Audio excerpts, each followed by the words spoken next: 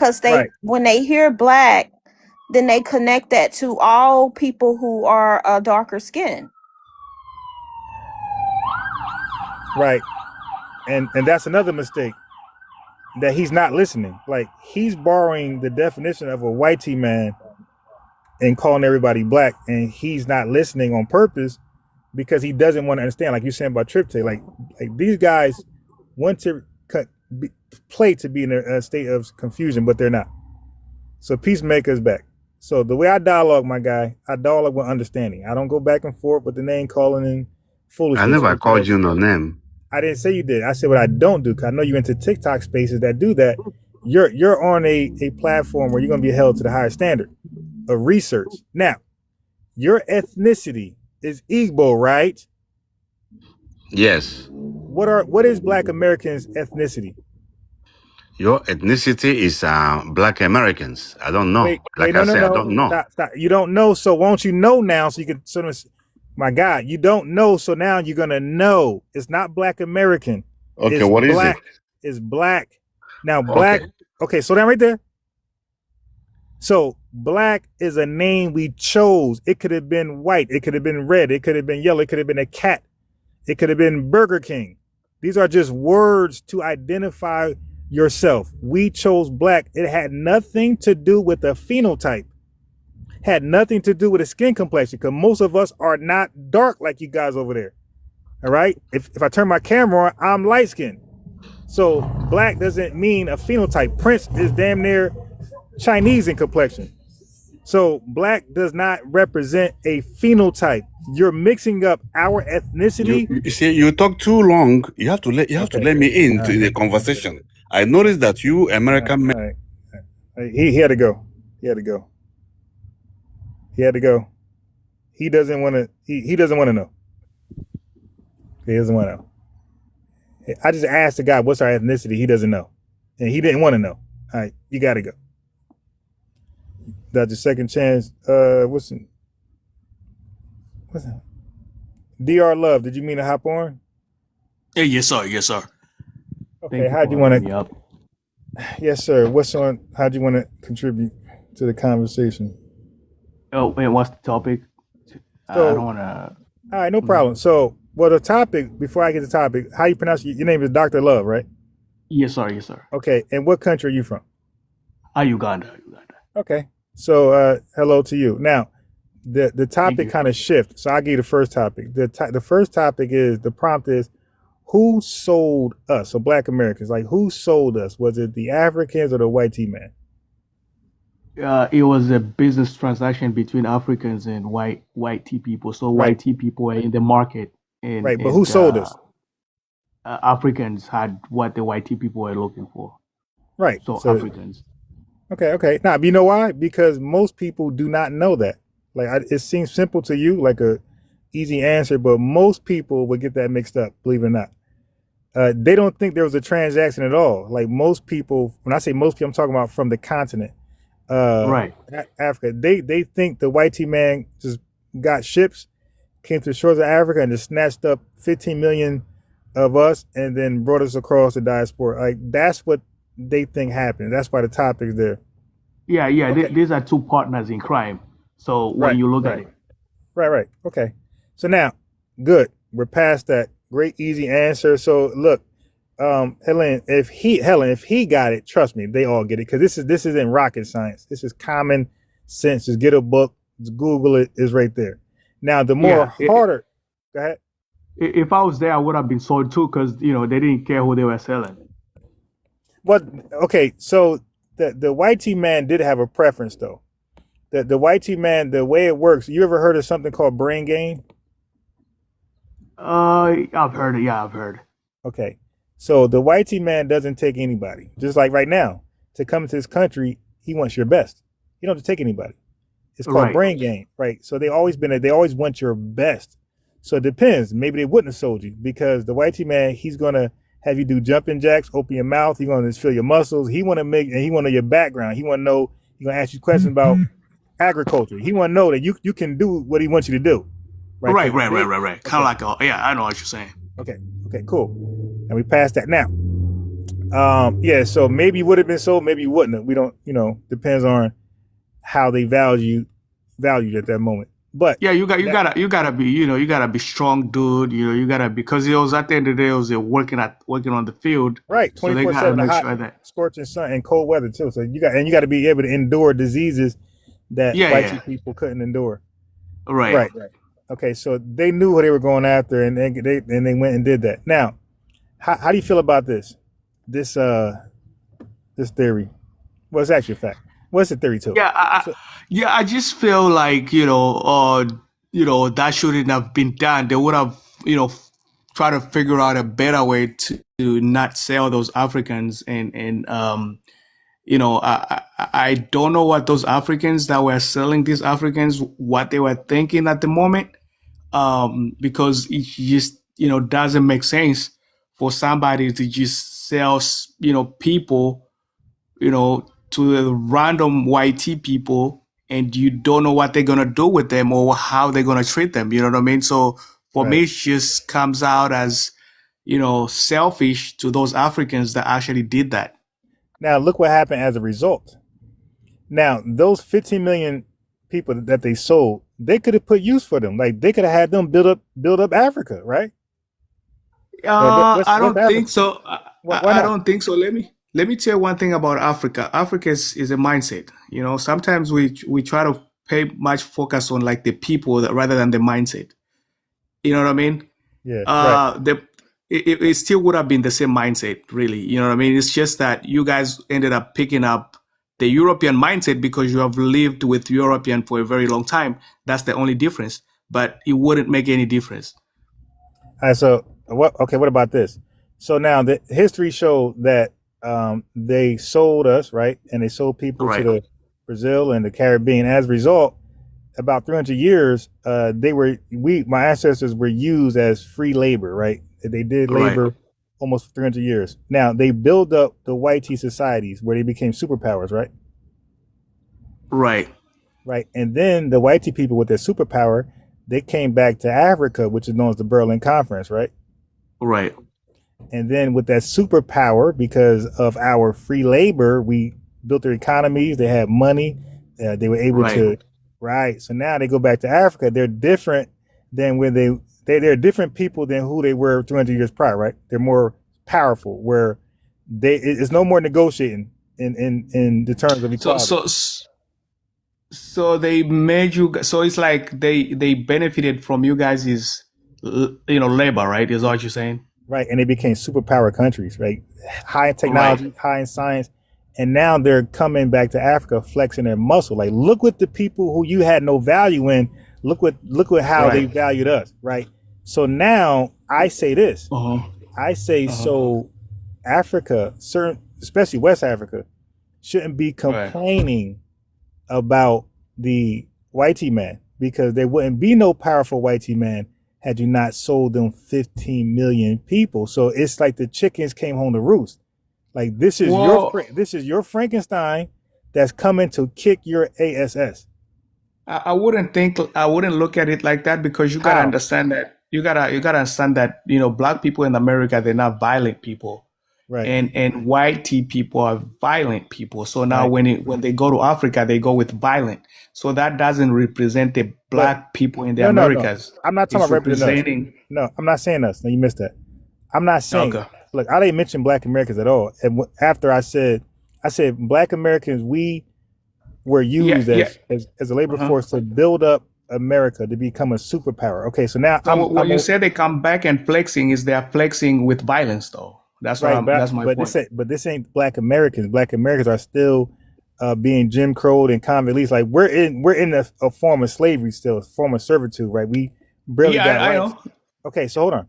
So I'm saying the people who went to Africa to flex their muscles, these are whitey people, not even America, because America didn't Berlin Conference them. We're talking about the other whitey people who had forced labor, the French, and Arab, Spain, they went over there, the Belgians, they went over there flexing their muscles, saying, hey, we're about to carve this place up, and we're going to dominate for eternity.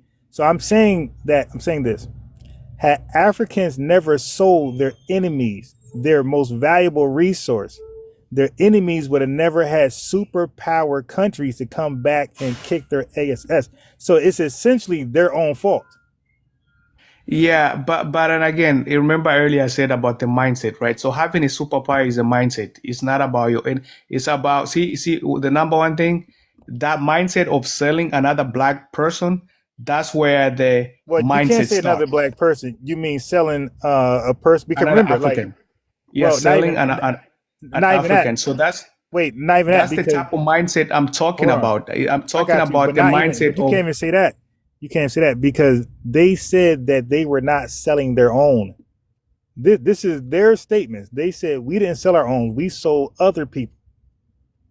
yeah, So because they yeah, that's that but that's not right. That's not true that it was other people. It was their own. They try to make it sound so they no, don't take the blame. no, they were Queen Nzinga. Queen Nzinga, you familiar with her, right? Yeah, Okay, she didn't sell her own. She sold people who were not part of her tribe. No, they did not sell their right, own. They took people from right. other places and sold them. They didn't see them as themselves. So whatever their tribe was, Exactly. right. So Uh-huh. it wasn't their right. Okay, so they seen them as different. Exactly. So this Okay. is why tribalism comes in. Yes, that's normal. If you don't come from my tribe, I don't really care about you like that. You know what I'm saying?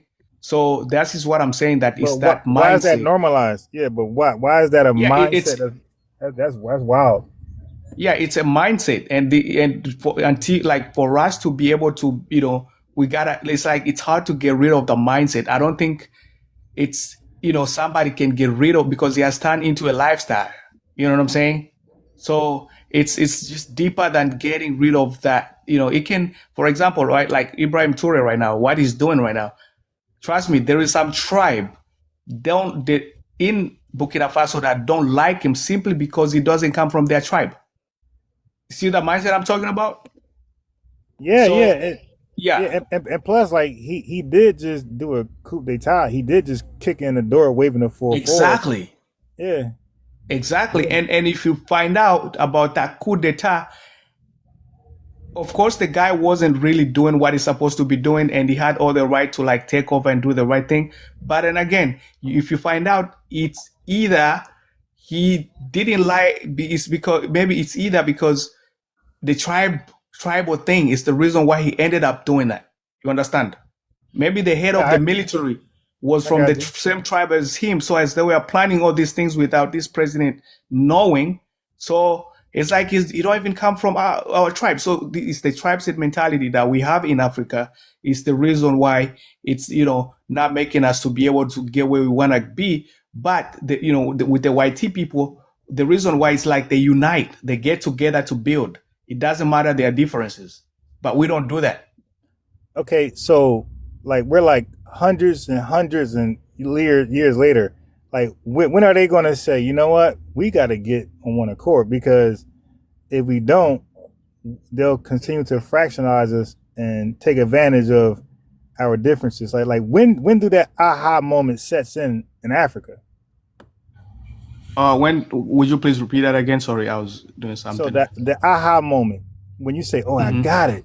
As long as we're Mm-hmm. tribal and divisive and xenophobic, they're going to Mm-hmm. continue to run over us. If we drop that xenophobia, divisiveness, tribalism, and we just look at ourselves like how they kind of look at themselves, we can stop this from happening, this abuse, this predatory practices, and we can finally do something for ourselves. Like, when does that aha moment ever set in? That moment, it was never going to happen because you think about it, like there is always one of us who would want to do business with YT people. Like, trust me, like there's always that one guy, that one country. We can like, okay, we all going to be on the same code, and this is what we're going to, do. And there is always going to be 3 or 5 countries that would disagree with that and would definitely want to work with YT people and would want to give every single information to them. For example, right? I can tell you this guy, France has been kicked out in a lot of West African countries, right? Just 3. Okay. But now there Just is 3 that, countries. this That's one, it. Just 3. but now if you saw that, last week, or 3 days ago, this Macron, he has been brought in by Kenya. You understand? So there's always gonna be that one person. It's not gonna like agree with. Yeah, but what's the problem? Okay, look, there's no problem with using the white man to get what you want. Like, for example, you ever heard of how Japan became a superpower in 46 years? Nah. Okay, so that's what I'm trying to say, brother. You hopped on the right platform. I'm a scholar, so I've researched a lot of history. I don't just focus on what people just focus on. I have expanded my research. So Japan, they didn't like the white man either. They seen him as barbarians. They had names for him, right? But they understood that they were in the technological era. So they used the white man to do business with, and they just learned from them. They got stuff out of them. So as they extracted whatever from Japan and got what they want from the Japanese people, they made sure that the white man was teaching them how to build their own guns. So they're not just perpetually keep buying from Africa. And they did that. And also with the car manufacturing, they went to America and everywhere else, and they took pictures of the factories and the machinery, and they went back and replicated that. They went back and now you got, but that's like I said, remember, it's about the mindset. The Chinese mindset and us Africans mindset is totally different, bro. Right. We have so look, what I'm saying is that you can learn. So what happens, you can learn, because Japanese had the same thing. They were tribal. They was really tribal, but their government, what they did was they decided to delete the shogun people, the samurai class. They said, you know what, these people are outaged. They outdated. They outdated thinking, and they actually just deleted them. They wiped them out. Right. I feel like the only way we can get rid of that is we gotta get rid of our chiefs. These chiefs in these, in our villages, they are also a major problem, contributing on dividing tribes. That's what they're there for. So if we can get rid of that, and I don't think that will ever happen, to get rid of our chiefs, because a lot of people are going to stand against that, right? So more especially like the old school people, they're definitely going to stand against that. Right. The new generation, like the shogun did in Japan, but they deleted them. Right. But then again, so it's gonna take a lot, man. Like we see Africans, it's you gotta be. It's kind of. I'm African myself, but sometimes I have a hard time understanding us. You know what I mean? That's the messed up part. Is like, why not the way we operate? The way we operate, it's hard to understand how we operate, bro. Like your mind would blow up. Like, man, what the heck is going on? That's what. So why not just take a page from Black Americans' playbook? And we can't do that. We're too prideful. That's the thing again. So y'all just can't come under one umbrella name. So like for us, Black America, we just say we all black, no matter. We can't. We cannot do that. Like I told you, if we want to get rid of our chiefs, the chiefs that we have, that would be a big problem. And for us to be able to get into the umbrella of Black Americans, we gotta get rid of these our tribes and all that stuff. And that's almost impossible to do that. So why not? Okay, how about this? So when Africa links up with the white man, why not whisper in their ear like, "Hey, help us get rid of our chiefs"? Do you think that they have never tried? I'm talking about with the white man help. Yeah, they have tried it and they can't. They're not gonna succeed. They have tried it. Wow. Well, so based on all that, now you see the issues with Black Americans. Why it's hard for us to like come together with Africa because of those issues, right?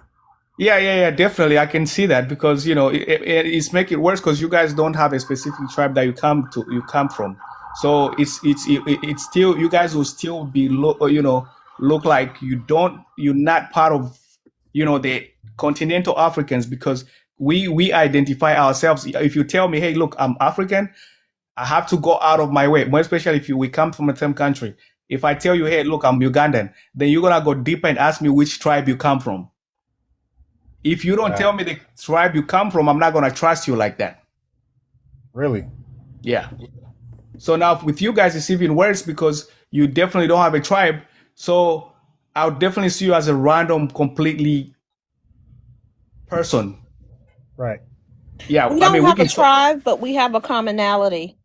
Exactly. but That's the difference with you guys and, yeah, and the continental Africans. You guys are good in doing that. You guys are good in, knowing, looking at each other, just we all black. You guys are very good at doing that. But we Africans, we're not good at that at all.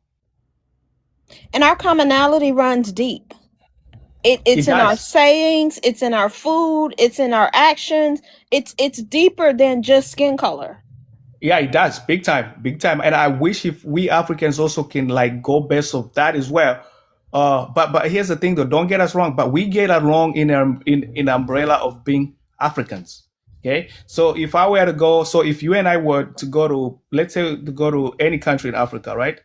So for you, you would say, look, I'm Black American, all right? But for me, the moment I say I'm African, they they'll see me they'll see me closer to them than they are with you to you. You know what I'm saying? yeah. Yeah. So it's and that's like normal. We're like we are all Africans. That's but we into that umbrella of we are all Africans. But now when it comes down to we use that when we travel into different African countries. We say, hey, I'm African, but most people wouldn't really. Some people would try to ask you exactly which country you come from, but some they won't bother. But and that's the thing with us. So if I'm in my country, I tell you I'm Ugandan, you as in Uganda, you're gonna have to ask me which tribe you come from. So if I tell you my tribe, if I tell you my tribe, you're like, oh, okay, like you feel comfortable now to be even around me or talk to me. But if I don't tell you my tribe, then people feel like there's nothing we can talk about. You know what I mean? Like they feel like they don't know you like that. You know what I'm saying? So they will try to be as very secretive, as very private as they can be, because they think that you don't, you don't have a tribe for them to identify you for, you know what I mean? So they don't know you. I think you are more connected outside of the continent. I think the Africans who are in America, I don't know about Britain, but the ones that are here, you are more connected as a people with your tribes. Right. You guys connect and unite more in America than you do on your own continent. Exactly. I wouldn't, but see, even like I said, we do connect in the umbrella of Africans, like outside, even like so we use it when we go outside.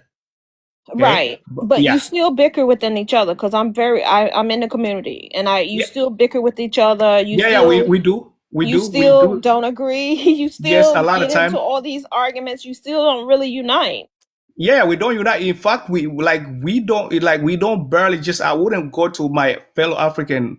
I mean, well, here I would do it, but when I'm, back home, we were raised to not just go to a random's house, friend, person, right? Like a different tribe. I can go to someone who's come from my tribe, and we can sit down and eat, right, and enjoy. But I'm not gonna go randomly to a different tribe and just go and eat or drink water or I'm not gonna do that because they don't come from my tribe. So I don't know what they think of my tribe. Maybe they hate my tribe, right? So I'm gonna be very a little bit more spectacle on even like like eating their food, right? So that's how that's how bad it is because at the end of the day, we're all Africans, but sometimes we don't really, trust each other like that. I have a question.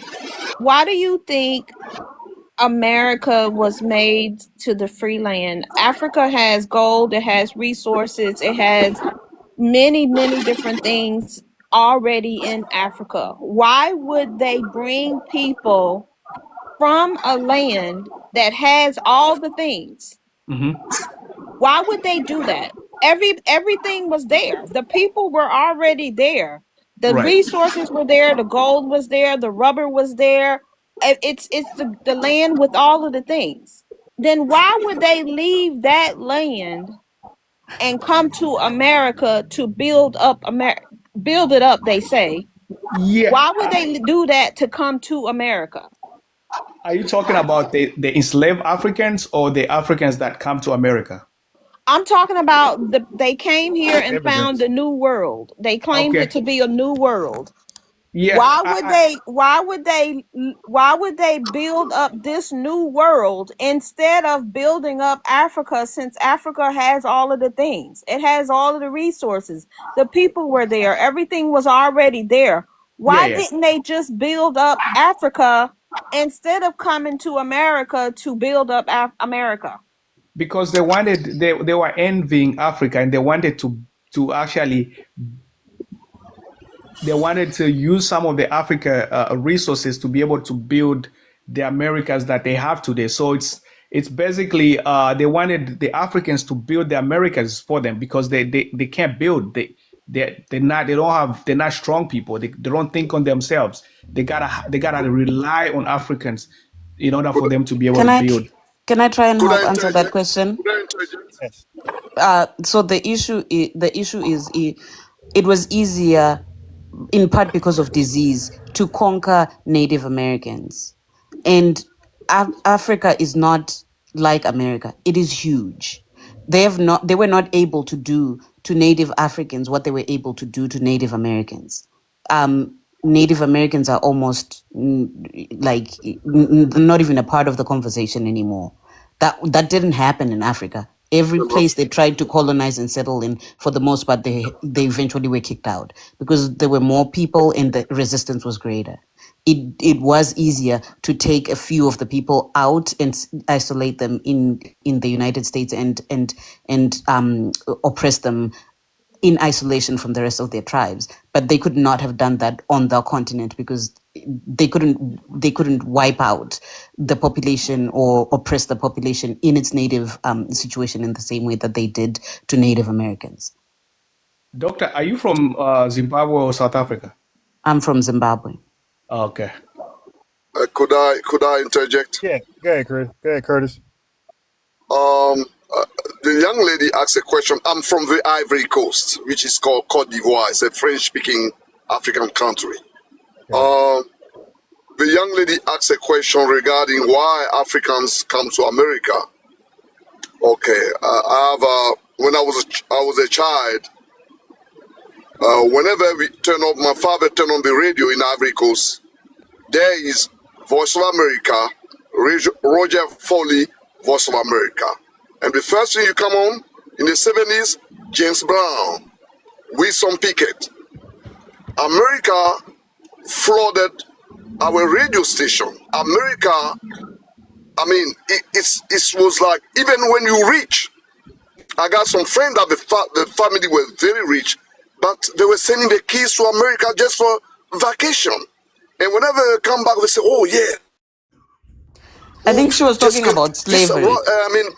I think she was talking about slavery. She was asking why did they bring African people to America for slavery? I was talking about pre-slavery. Why did they choose? Why did the Europeans choose America to be the land that they built up? And you said because there was less resistance in America than there was. He's talking about the 70s, but I think your question was they were kind of so everybody's a little confused. So you meant post-slavery. So she was speaking about recent immigrants coming to America today. Why are they preferring America over is that Africa the question today? you're asking? Yeah.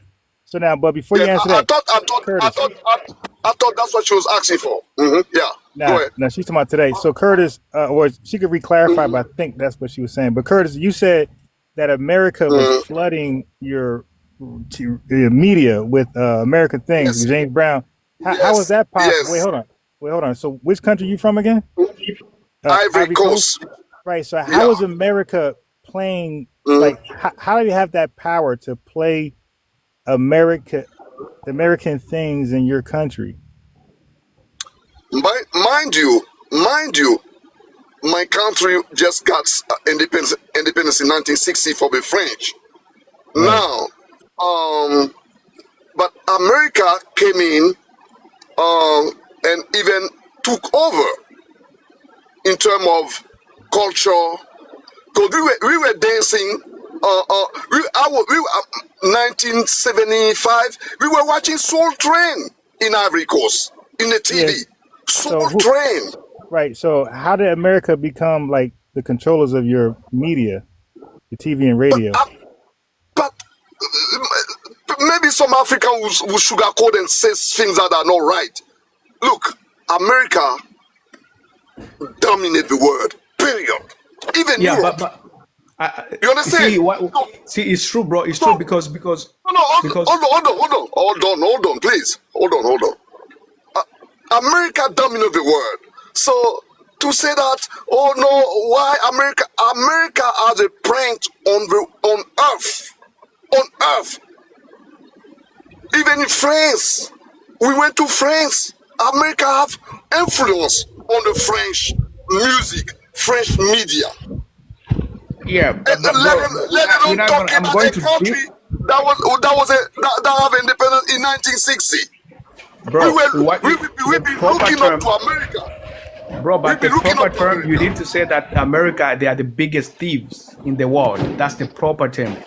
But when you try to make it look like it's an influence, then you are that's wrong, bro. Let Helen. Yes, but two things can be true at Where are you once. from? Yeah, let Two Helen things can read. be true. He's from Yeah, Uganda. he's calling being a thief an influence. I don't understand that. I'm talking. Look, I happened to meet somebody from Uganda in America. I never met a Ugandan before in my life. I met a Ugandan in America. Okay, so then what's You your understand what I'm point? saying? So what's your My point? point is, in Africa we don't meet. We are different. Because Which you in don't Africa travel, we bro. are.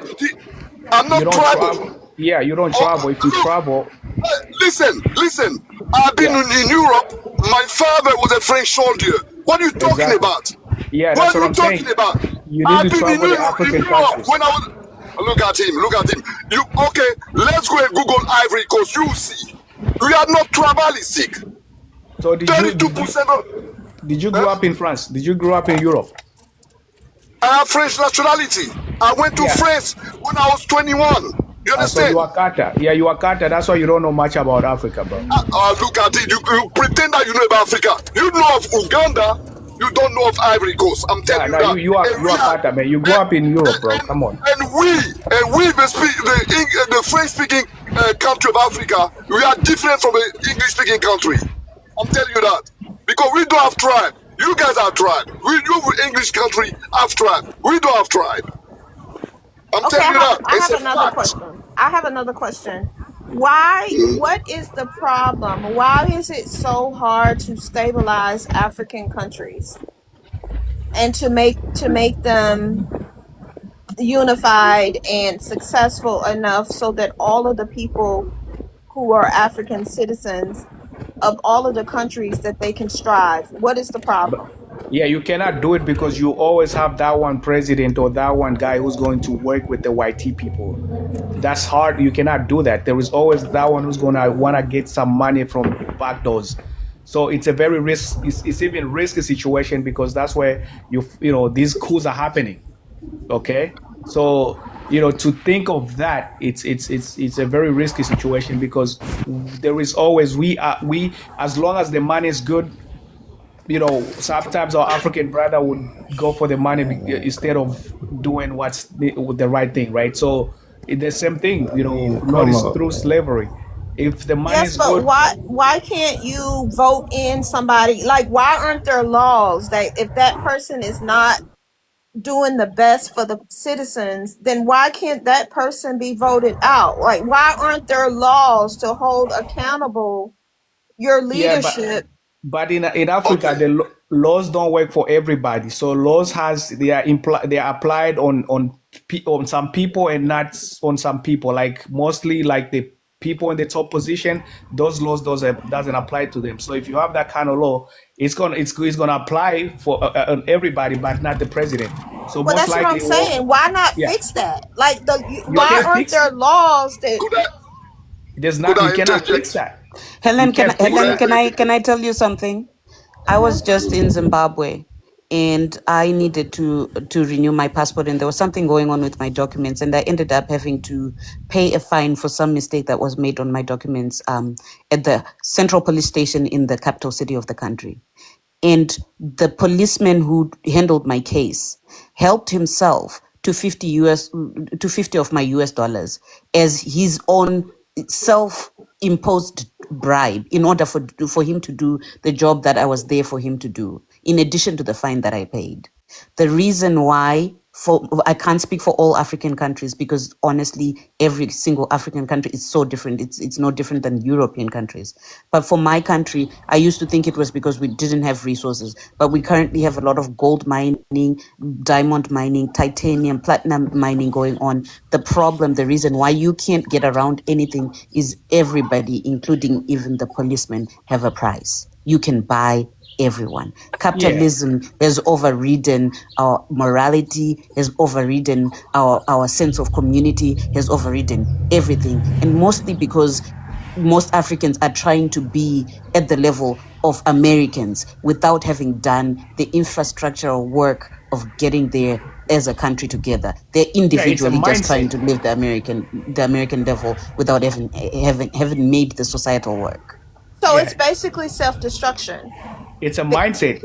You're gonna have to analyze all. You're gonna have to analyze all the It's self-inflicted. Definitely, it's self-inflicted. In order for you to get rid of the mentality, like it's a mentality that's been around for a very long time. For you to go around that mentality, in order for you to be able to change their mentality into something like let's build, let's develop, let's not take these bribes.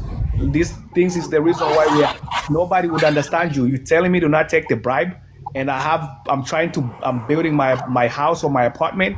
I mean, and the salary that you're giving me is not enough. So all these stuff, they come in and play in place to make it even more harder for Africans to have the mentality of saying what will that. It take? So what will it take? I guess the question is evolving to what would it take to develop such a mentality? There's not at this point, not this generation, maybe next generation, bro. I don't know, because I'll give you an example. There's a guy in my country who's rich enough to buy Rolls Royces that he gives out to his cronies as gifts on public forums and posts it on Facebook. That guy would never donate $1 to fix a road. Yeah, I know that guy. Or He's to build a hospital. With presidents. He hangs out with multiple presidents all over Africa. He has never given $1 to the country. Now, first of all the money that he has, apparently he gets from tenders that he gets from the government. So it's money that belongs to the government in the first place. How it ends up privately his is beyond me. But once it's privately his, he buys jets, he buys Rolls Royces, he buys cars for people to drive on broken roads. I wish I could tell you how you fix that. I don't know. And that's not only him, all across the board. Like a lot of government officials, they buy these Lamborghinis and they are driving in those, dusty roads. You ask yourself, bro. And what they do is they'll probably have like a showroom floor in their house where they just park him to look at them, and they, it's like, so these things right here, and you're having kids that are going barefooted in school, and this guy is driving a $1.2 billion car on the dusty road. You're like, bro. There's a kid walking barefooted there, going to school, and you over here driving this car, and the money that you actually bought this car, it's the money was supposed to be allocated to be able to help this kid to be successful in school. Well, so even not looking at that one person's wealth, right? He got his wealth, however he got his wealth, just like we have people in America who got their wealth, however they got their wealth. But the thing is like it's an entire infrastructure problem. It's how come there is not a system set up in not one country? Like there's 54 countries. Why isn't there a system set up that's strong enough to support the people, to provide businesses for the people, to provide some type of employment and a stable life Ellen, for the country? The question is not the system. The question is who's going to actually come up with that system, who's going to create that system. Okay? No, that's not the question, Dr. Love. That's not the question, Dr. Love. The issue is, if you were to create a system, the people that are making the money off of the brokenness of the system. So, but they're also in charge of being the people that would put the system in place. It's against their interest to. Correct. It's against their interest to fix the system. Their systems, they're just broken, and people profit from their brokenness. It's never going to happen. Let me say this. So why not just try this, right? Just see what it says. Why not go to AI, explain just that, and ask AI, what do you think AI come up with? Like, what type of solution AI can come up with to try to fix that, Bro, remedy that? even if AI was real, even if AI was to go to Africa today now, nothing would have changed, bro. From what I'm hearing, it sounds like you are dealing with people who are inhumane. You're dealing Very. with people who are who lack basic love and respect and decency for another human being.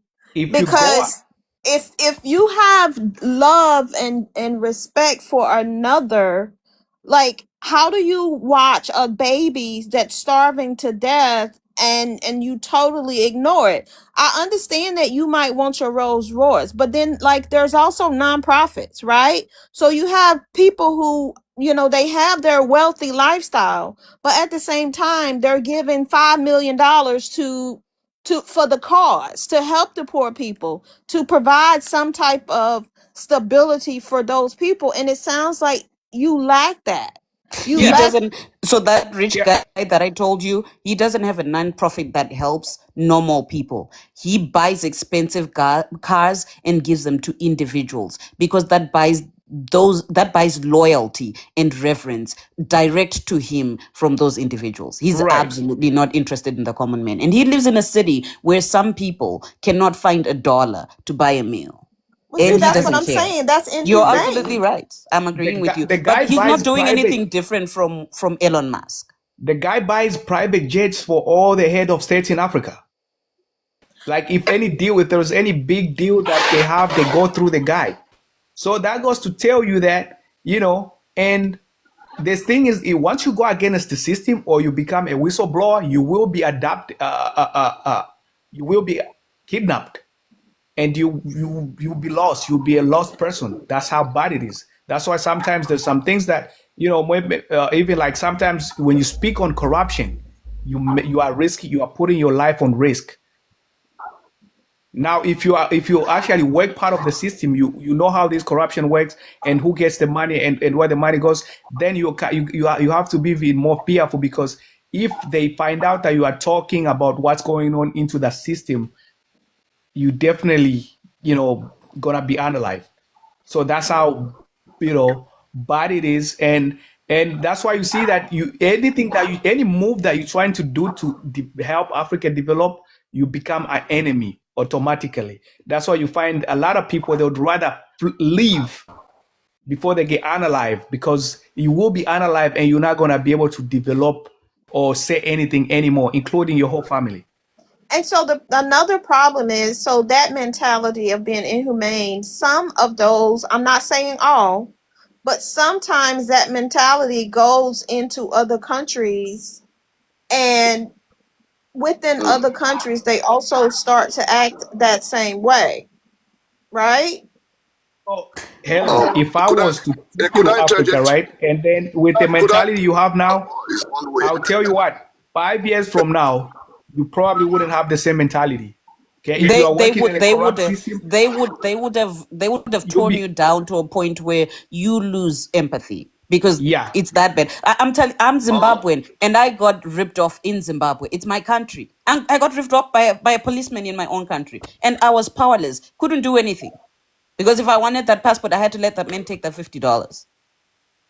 And I did. Yeah, I mean, I mean, I get it, because I was married to a Nigerian and he constantly thought I was against him. Like, we couldn't get anywhere because he constantly thought I was stealing from him. He constantly thought I was taking from him, and that was not the case. And I was like, "You're traumatized. Why are you so traumatized?"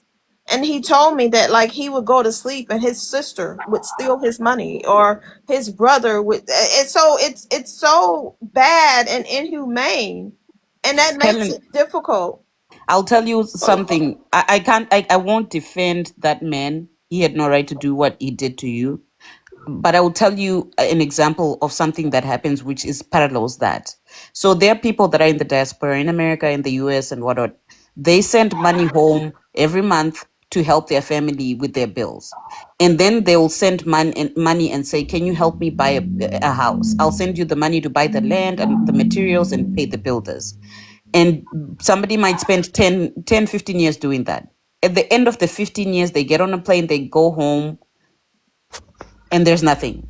I know this, and this is the thing. It's so many people have done that, but they still continue to send money there. Yeah, and I'm like, why would you it's not do like that? it's not like I was just sending money for you to build this house. I was, in addition for money to build this house, I was sending money for you to eat and live too. So you took that and you took what I was trying to do so that I would have somewhere to come back to. Right. And sometimes they're sending pictures and videos of other people's houses. Other And then when you people's get house, there and you're like, take me to my house, it ain't there. But so many, this has happened to so many Africans. That's Yet, wild. why do you And still then- continue to trust those people? And then the risky It's part not about trust. It's not trust. It's obligation and trauma and programming. It's where you can trust them, but you can't do anything. So the risky part about it is once So you they land, gotta they'll play the tell you game? that they'll tell you that book a hotel, and then I'm going to show you your house tomorrow. Once you book a hotel, they know the address to that hotel. They are going to send kidnappers and unalive you, and you won't see that because the house is not there. And that's family. That's family. That's uncles, sisters, or brothers, or parents. Wow. That's not strangers. I know Wow. this because I'm in the community, and I know this to be a fact. But the thing that gets me is, why do they continue to still send so much money back, knowing that it's just a waste of time? If you want to just send money, but don't send money expecting them to be building anything for you, because you already know that's not the case. Yeah, it's kind of like a miss or hit situation. You know, sometimes you hit, sometimes you miss. It's one of those situations. When you do that, you know, sometimes anything can go down the hills.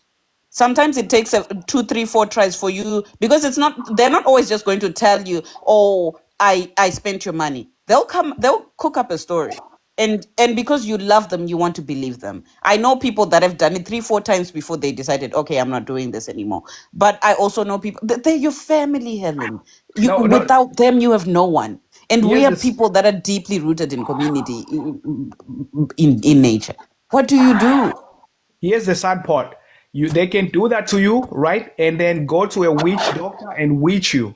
By the time you land, you run crazy. Start picking up bottles. Oh, I've heard that as part of the explanation. Wow. It's like you guys believe so much in that they can witch you, but why can't they witch these people to fix their country? Like, that's what I said. Witch them to get rid of the leadership. Witch them to build. Ma'am, they do it. Ma'am, they do it. I don't know if anybody here from Zambia. Have you noticed how much the Zambian head of states die? A lot of them, they don't even finish up their terms.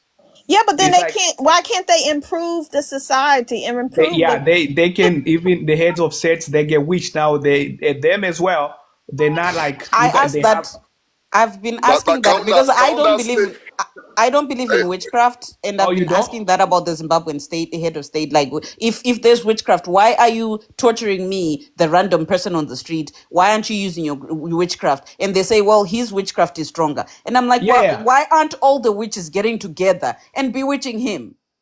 And fix the country and make it stable. The head of states in Zambia, ma'am, there's no one who has ever finished their term. I mean, it was this guy. Really? They always been unalive with witchcraft.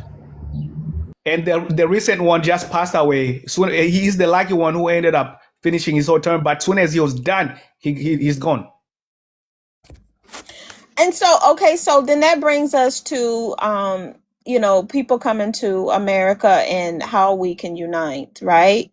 So in order for Africa or anybody coming here to unite with Black Americans, like, you have to make an effort to understand us, to understand our history, to understand all the things that we have encountered. But what if they don't want to unite? And even if we don't want to, unite. No, not us. I'm saying, what if their purpose to come to America is just to be successful and not unite with us? I mean, what if that's not part of their plan? Well, that is their plan. I'm in the community. They are here to get I have money. never united. No, but you say unite. You say unite. That means become part of our community, fight the same struggle. That what if that's not their goal? They just want to just be successful and do better than in Africa. I know that's not their goal. So then what do we do as a people? Their goal is not to unite with Black Americans. Their goal is simply to work. No, Remember, bro, Helen, FBA. Remember, I just told you that we are very different. we are very tribal people. So even sometimes to unite with our own people, we find it hard, bro. You know But what I I mean? don't. I think. I think different. Wow. I think different Africans come into America with different goals. So I can't speak for and say Right, Africans and are that's what coming I was into America. saying. Yeah, And but that. So when I was asking Helen the question, I was saying, what if they? Not saying they don't. I was saying, what if that's not their plan to unite with our struggle? They just want to live their best life and be left alone. and that may be, but the two things I would have to say about that are, first of all, it depends on the trauma that drove them into this country and away from their home country. And the other thing that I'd never considered was immigration in and of itself. The event of leaving your country and moving to a whole different country is a traumatic process. I didn't realize that. So the problem is you're taking a person who, regardless of how much better their situation may seem when they get here, who's actively experiencing a traumatic event when they get here. And I think that may affect their ability to integrate. And then you also have to consider, because if you look at the person who's trying to build a home in a house back at home so they can move, do they have ongoing trauma about still trying to get back, still trying to restore the old normal, and how is that going for them? So that's a person who isn't an immigrant. Is a person in general, for me, the way I look at it, is in a level of survival mode that makes bonding, integration, relaxation, woosahing and breathing and letting even your surroundings sink in. Smell the coffee, stop and smell the roses, that kind of thing. That's not may not always be possible. So it may make the rational, natural thing to do, which is to join into the community, harder. I haven't found it difficult. But then there is, in addition, when I got here, Dr. Love immediately said, "Are you from Zimbabwe and are you from South Africa?" In my head, I always sound American, but nobody else. So there's that idea of being constantly reminded, and not for what do they call it? Not for nefarious purposes, but for natural observation, that you don't belong. And you're carrying that on a day-to-day basis. It makes it hard to find your place in the world and then sink roots enough to bond. I don't know.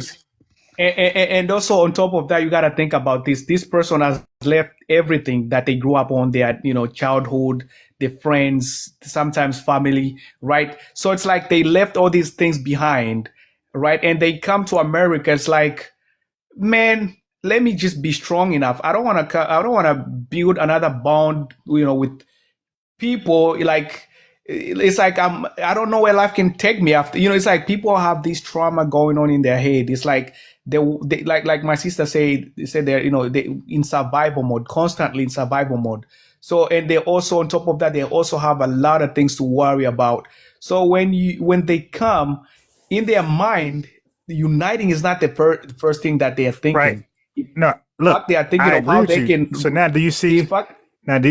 Look, I agree with you, but now you see our confusion because you immigrating over it was not possible before our civil rights movement. You understand that or no? I understand that, but I didn't come.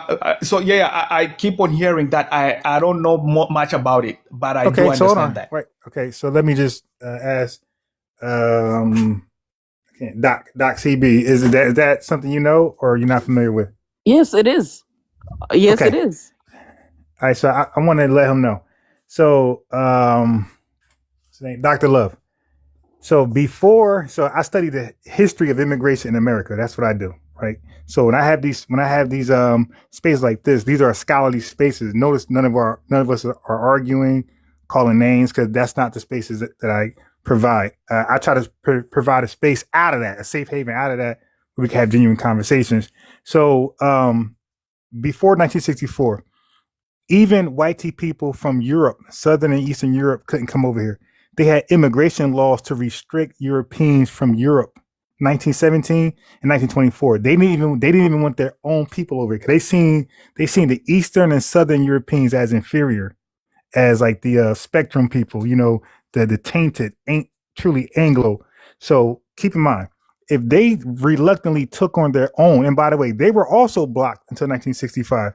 So a lot of those Italians, Jewish people, they could thank us too. A lot of those Slavians and Russians, they thank us too. They were blocked. They had quotas for them. Matter of fact, a lot of the issues with the small hats when the Holocaust was happening, they couldn't come over here because of our restrictive quotas. We were blocking them, keeping them in Germany to be, thrown in the oven, right? So that's part of the history in America. But so to have somebody of African descent come over here wasn't even fathomable. Like, you were the last from their mind. They were debating on Chinese people, the Wong case, 1882, Chinese exclusion. They at that point they called Mexicans white. They classified Mexicans as white tea, and they were allowed over here. But anybody from Africa and the Caribbean, you were not even a fathom of their pigmentation. Okay, so around 64, when we were fighting for civil rights for ourselves, we extended that and say, hey, you got all these Europeans coming over here now. You got to extend that olive branch to Africa and the Caribbean, get some African ancestry people over as well. Now, we thought, because we don't know what's going on over there, we thought you guys would come over here, appreciate that olive branch, and then join our communities in our fights and struggles and things like that. So when y'all came over here, not all of you, well, basically all of you. So when y'all came over here, we were confused because we thought y'all would be joining this march or this protest or that equal justice or else, and you weren't. So we like, wait a minute, what the hell just happened here? But that's how that happened. So without the 64 civil rights movement, there would be no such things as 1965 Hart and Seller Act that dropped, that it eradicated the quota, the immigration quotas, to allow all Europeans and even you guys were not going to be over here without that fight. So a lot of Africans don't know that. I also think we didn't think it all the way through. Like, we didn't think about how different we would all be. We didn't think about, because we were always taught that we came from Africa. So we thought that we would have so much common, like we would be more alike than we were different. We had no idea that it was going to be so different. So, I appreciate where you guys are coming from. And I just want to say I appreciate FBA News, because I almost scroll past, because when I see FBA, it's usually a bash. And I appreciate where you guys were coming from, where African Americans were coming from as they were fighting for the ability of Africans to come here. And I think it's a little bit, and I'm not, what I'm saying is not my views, is just, it's an over my head analysis, what I see as like from a distance. There's the part of the African Americans feeling that the Africans owe them for the fact that Africans can now immigrate to the United States. But then there's the perspective of the Africans who may sometimes migrate to these Western nations with the perspective that the white people, the white tea people, owe them for the fact that, first of all, they took our brothers and sisters, and second of all, they pillaged our countries. So there's a mismatch there on who owes who. But my personal opinion is, regardless of the mismatch, I'm a U.S. citizen, but I still consider myself as a guest in the United States, especially if I'm around African Americans. I defer to them. So I think what I would never do is discredit the idea that sometimes there's a little bit of an attitude adjustment that needs to be done by people who are not born in this country and have the privilege of getting to this country. However, I can see the mismatch that results in the friction.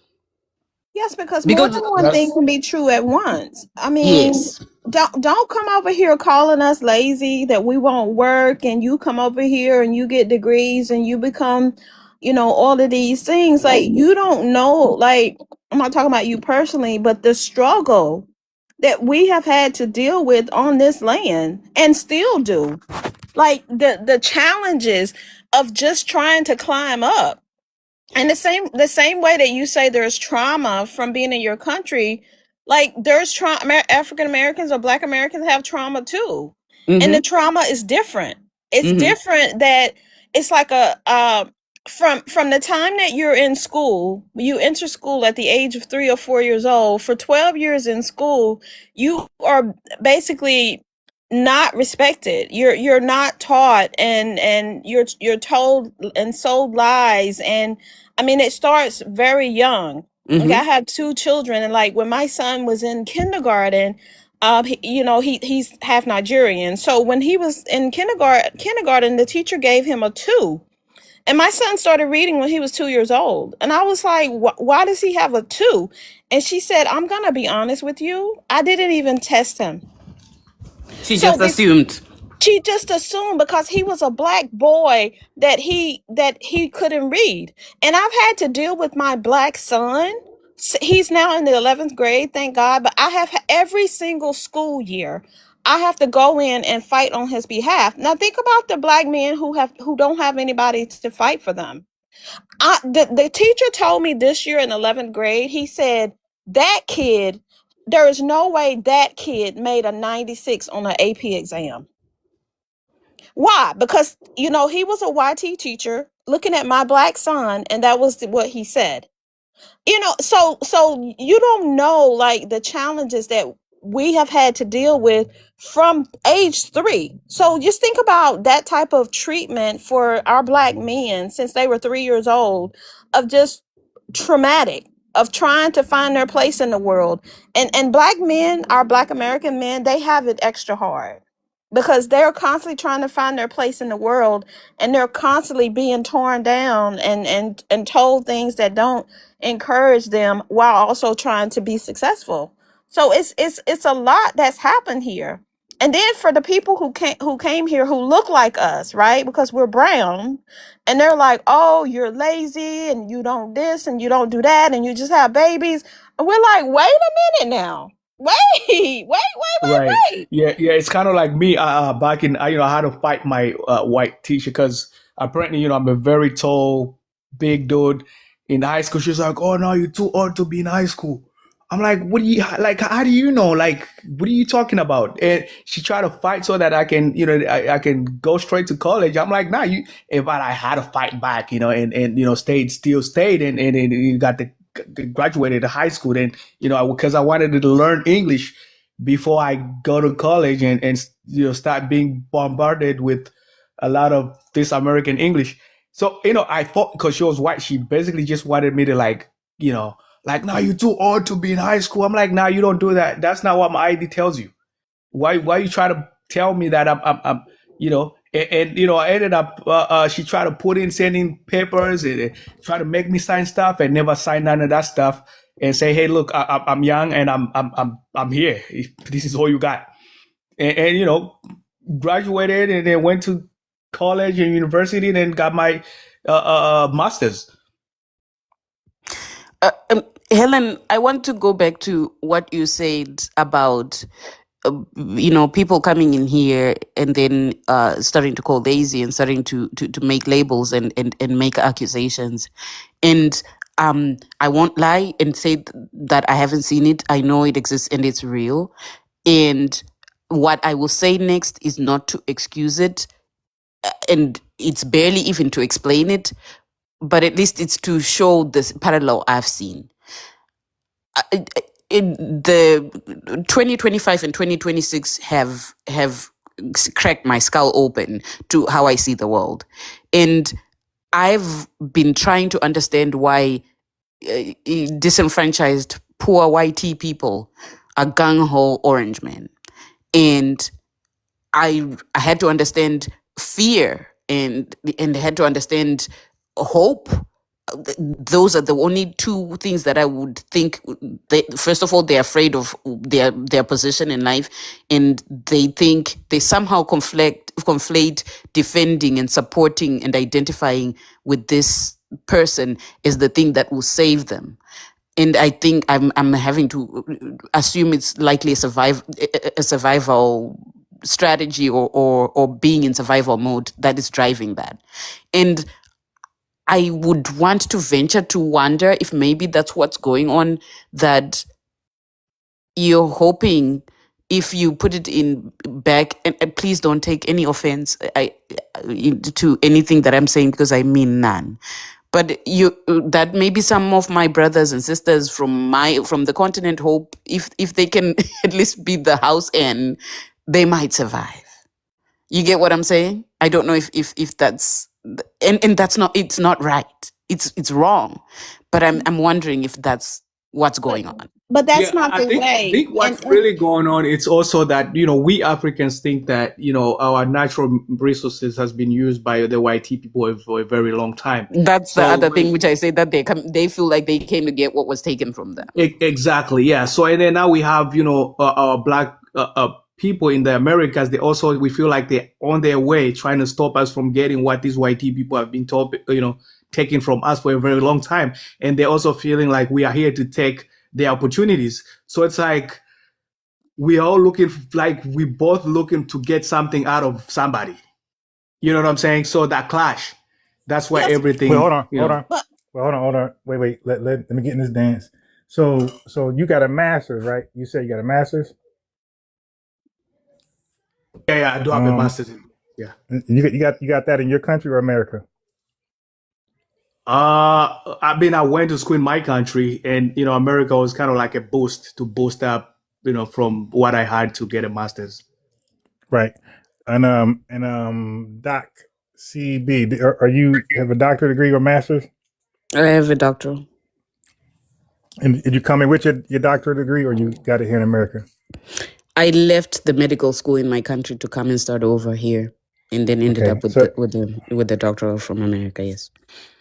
Got it. And was education expensive in your homeland? Both of you, was it expensive or fairly feasible? It was very cheap. The reason why I left for two reasons. The first reason I gave was, if I became a doctor in my country, I'd be no different from a prophet. When I got done and was trying to practice, I could tell you what I think you had, but I didn't have the diagnostic stuff to try to prove what it was. And then I could tell you what I would do if you have what I think you have, because I wouldn't have the medications. And at that time, and it's probably still true to this day, it made more economic sense for me to quit my job as a doctor in my country and come and work at McDonald's in America. Right. And Dr. Love, what about you? Was education fairly cheap or was it expensive?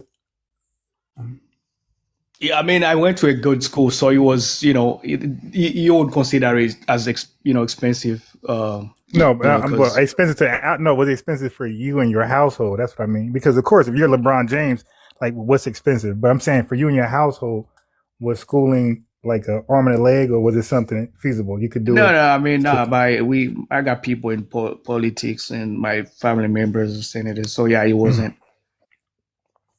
Right. Because what the sister said earlier, Helen said earlier, about them coming to America and getting degrees, I wanted to point out to Helen, I wanted her to hear it for themselves. Helen, a lot of them come with degrees already. So they're called, so now I want to respond to Dr. Love. He said the comparison and we think we're taking. No, that's not what's going on. So I'm here to clear the air. For one, you are what is called hyper selected. You ever heard that term before? Yes, and I agree with it. Okay. Right. Yeah. So now Helen might not be, that's not a popular term amongst Americans, but yeah. So they're considered hyper selected. So I talk about this all the time in America to FBAs and just FBAs. So hyper selective means that they represent some of the brightest people in their country. Like they're not the average Joe and Schmo like me and you might be, right? So they're not. So when they come over here, they're highly educated. Some come with money already, right? They're highly educated. They're way more educated than the average American.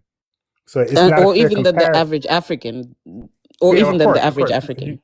You make up the 1% of your country.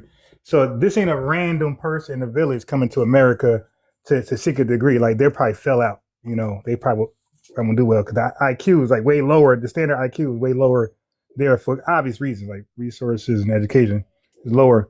But so I want to point that out. So now this I is think Dr. Helen's exposure to the Nigerian community, though, that doesn't apply. Yeah, but in the that don't mean Nigerian. that's. Oh, got you. Okay, good. I'm sorry. I thought you were going. No, you can finish. It doesn't I was apply just to what? saying, in the Nigerian community, it's less about the it might be less about the education often than it is about the money, because Nigeria is a very Okay. wealthy country. All right, so that makes sense, right? So hyperselectivity has a lot to do with you coming with money already, or you coming with some type of education. Because America is a brain gain country. We don't take on people worse. When this already happened with the first wave of with the colonies, when British when America's had the 13 colonies, when it was ran by British, they sent their worst over here. They didn't want their worst in UK as it was building up, so they sent it to America. And the Americans at that time who was running the colony, they resented that. They hated that. So when they fought for the independence with us, and the help they did with the Revolutionary War, they made sure to be a brain gain country from that point on. They no longer wanted the worst of people's society. So we take the best. And so they help make America greater, right? That's what we do.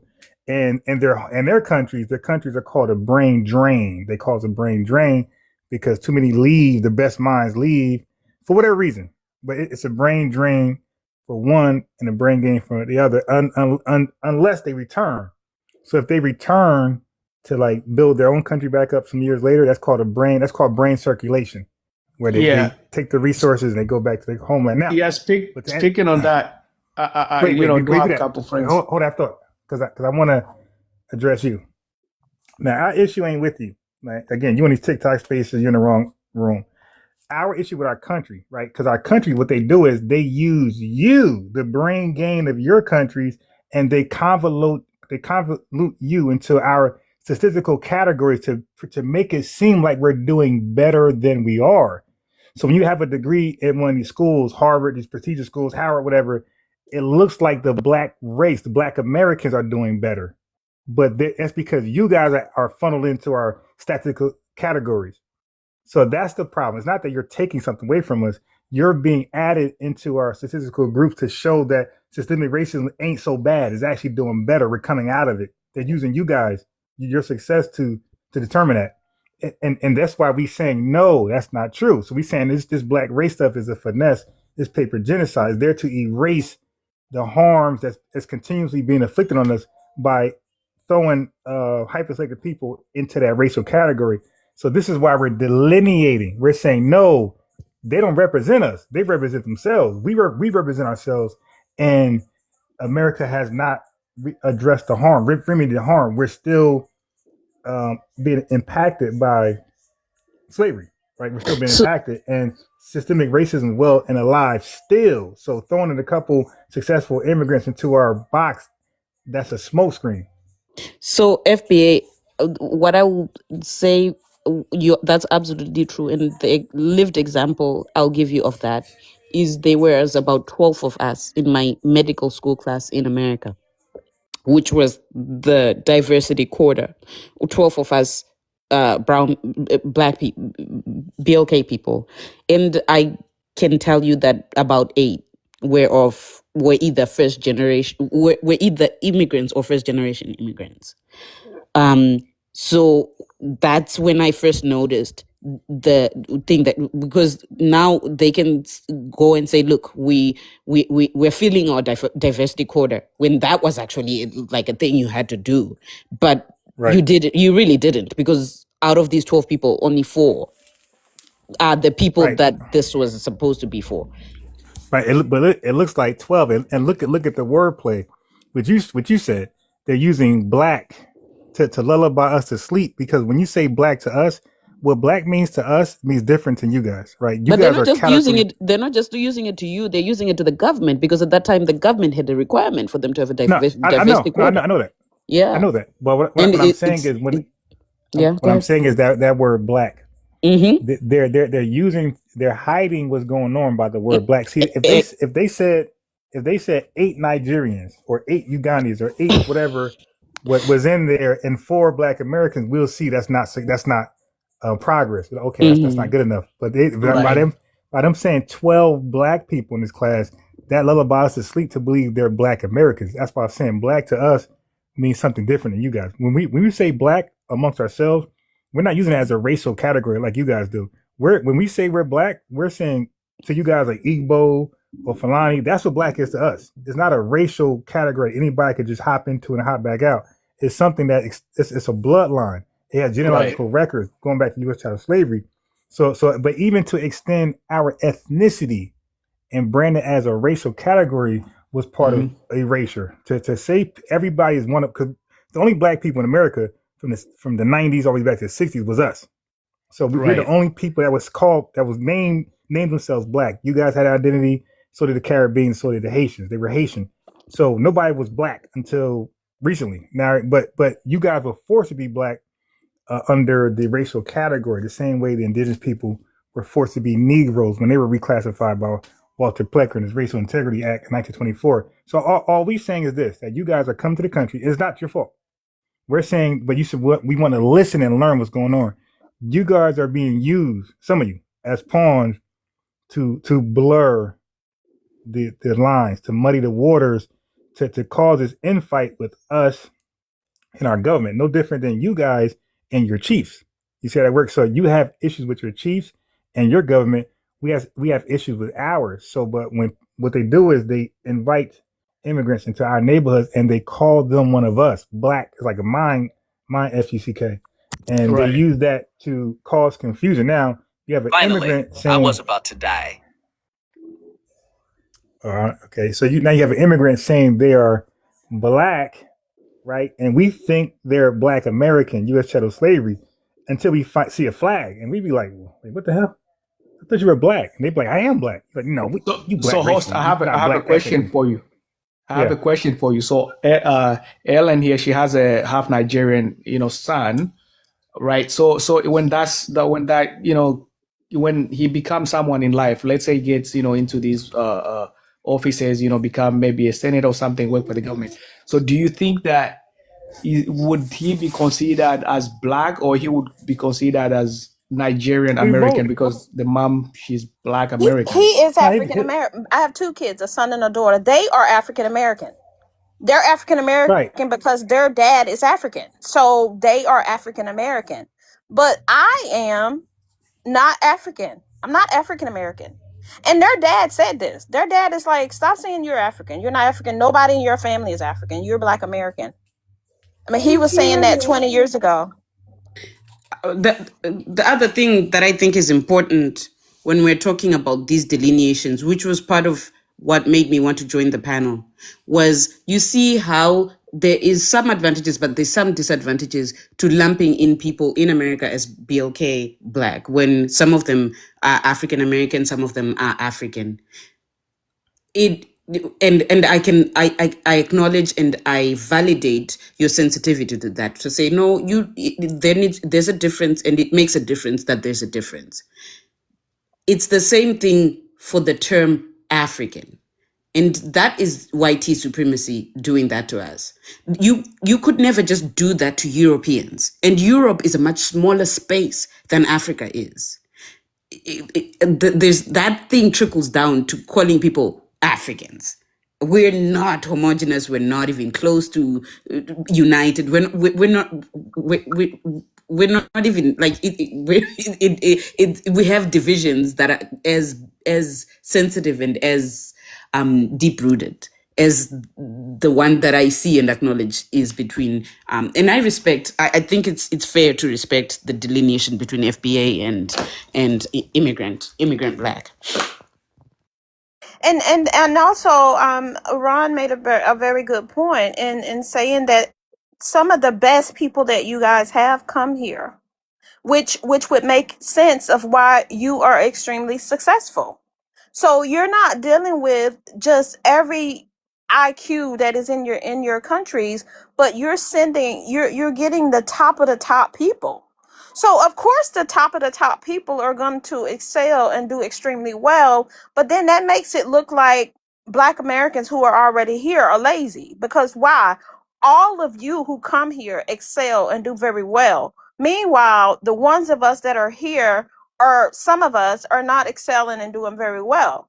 But then equally, the schools in America, I'm a teacher. I've taught from pre-K to 12th grade. The school system does not prepare American kids. It doesn't do a good job of preparing American kids to be successful. The ones who want to be successful, have to go to greater strengths of being successful, as opposed to having an educational background like some of the immigrants. And this is why and a lot of time is that we sometimes when we come here we are all like we already have educated already. Now because America has their system of them wanting to go through their system before they approve your education credentials. So then that's how we go through the system in America. So it's like we have a little bit of leverage and advantage already, and then now we just gotta be able to. Sometimes you can come in with your degree and it's going to be translated. They will translate it, right? So if they translate it, so you definitely not gonna be on the same level as a Black American who graduated from high school. Now they are going to college, so you're definitely gonna be boosted up into a next a level of class. So that actually, it's actually some of the advantage that we get because I'll give you an example of myself. I was in. Where are you from? I'm from Zimbabwe, and I was. What's your name? Oh no, this is Doc CB. Oh, okay. I thought you were a new person. Okay, go ahead. Okay, I thought you were a new person talking. Okay, I'll give you an example of myself. I was beginning my second year of medical school in my country when I came back here. When I came to America, because of the differences in systems, I had to start undergraduate college. So here I am in freshman. You're basically pitting me as a almost second year medical student against freshman high school, freshman college graduates who just came out of high school. But the back and forth of that is, but you also just made me go back 4 years behind before I have to climb back to get back in. It's a give and take, if you get what I'm saying. But I'm agreeing with what you're saying.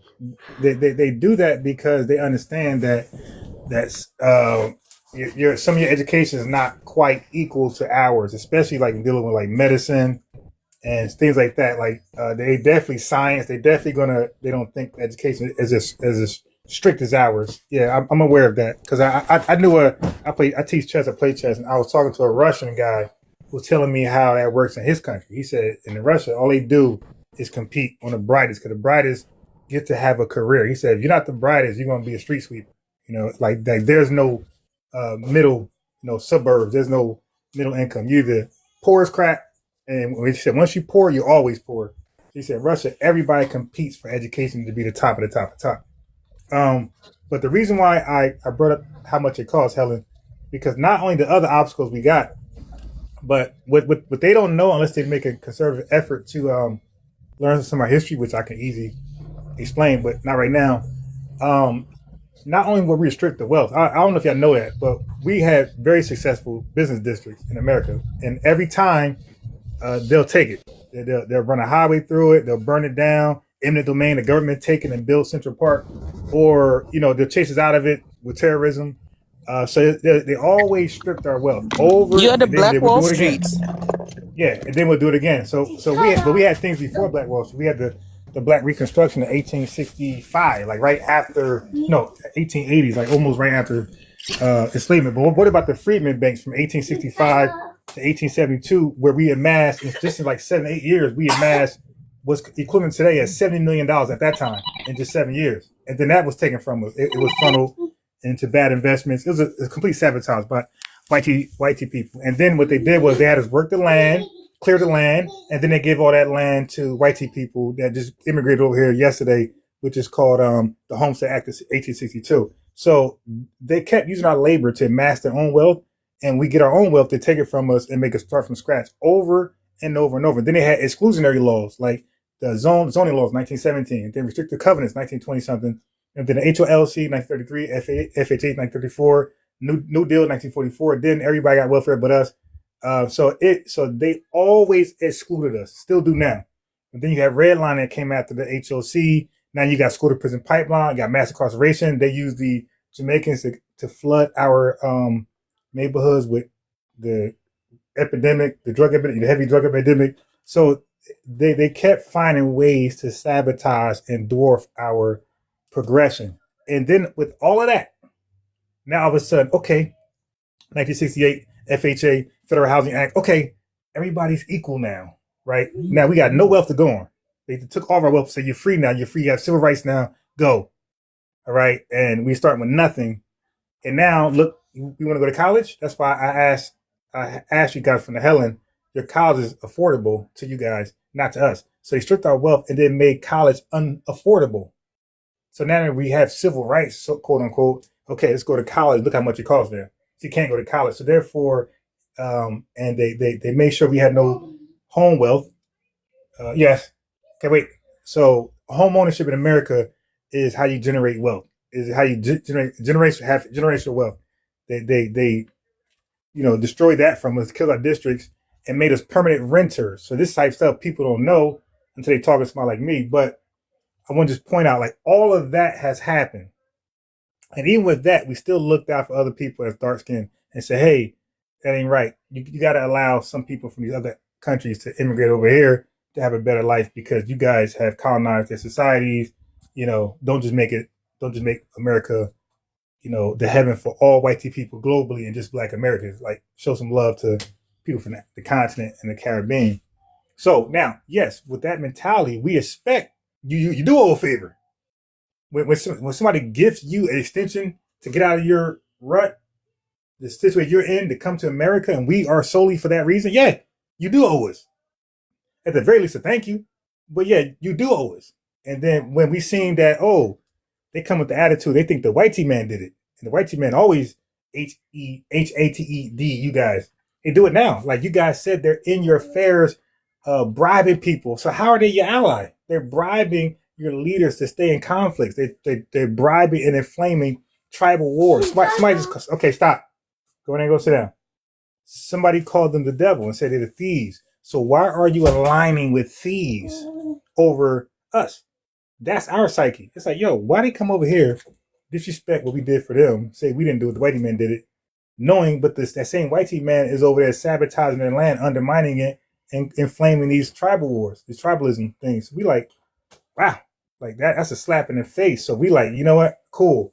Going forward, not only we're going to delineate, we're going to stay to ourselves. So any white tea terrorism that happens to immigrants or anything Trump is doing, we're going to just mind our business because we were told that they are the ones who wanted them over here. So guess what? Now they are the ones who want you out of here. We're going to stay out of it. Y'all work that out. That's some of our attitude today. What does even this new administration, the Orange administration, right, with the whole "Make America Great Again"? It's still systematic against us. It's still, even today in 2026, they are still plotting of how to make things challenging and difficult for us, like for the Black So Americans. let me just give you the word. So it's not systematic. You mean systemic? Systemic, yes. Yeah. Still today in 2026, that's still happening. So when we initially, we were like so excited for have some more people come over here that look like us, right? Because why? They're gonna join us. We're all it's gonna increase our numbers. We're all gonna be together. They're gonna be supportive. And then to have those people come here and attack us to say, to talk about us being in the situation that we're in, to talk about all of the things that we've been through, all of the things that my brother just described, all of that we get up and then they tear us down. We get up and then they tear us down. Like we're tired. we don't have any more energy. And then they're like, "Oh, you're lazy." What, do you know how long we've been fighting the fight? Have you seen all of the marches in the street? Like, we're tired of marching, bro. We have no more marching energy. And then Kopernik, he decided to bow on one knee.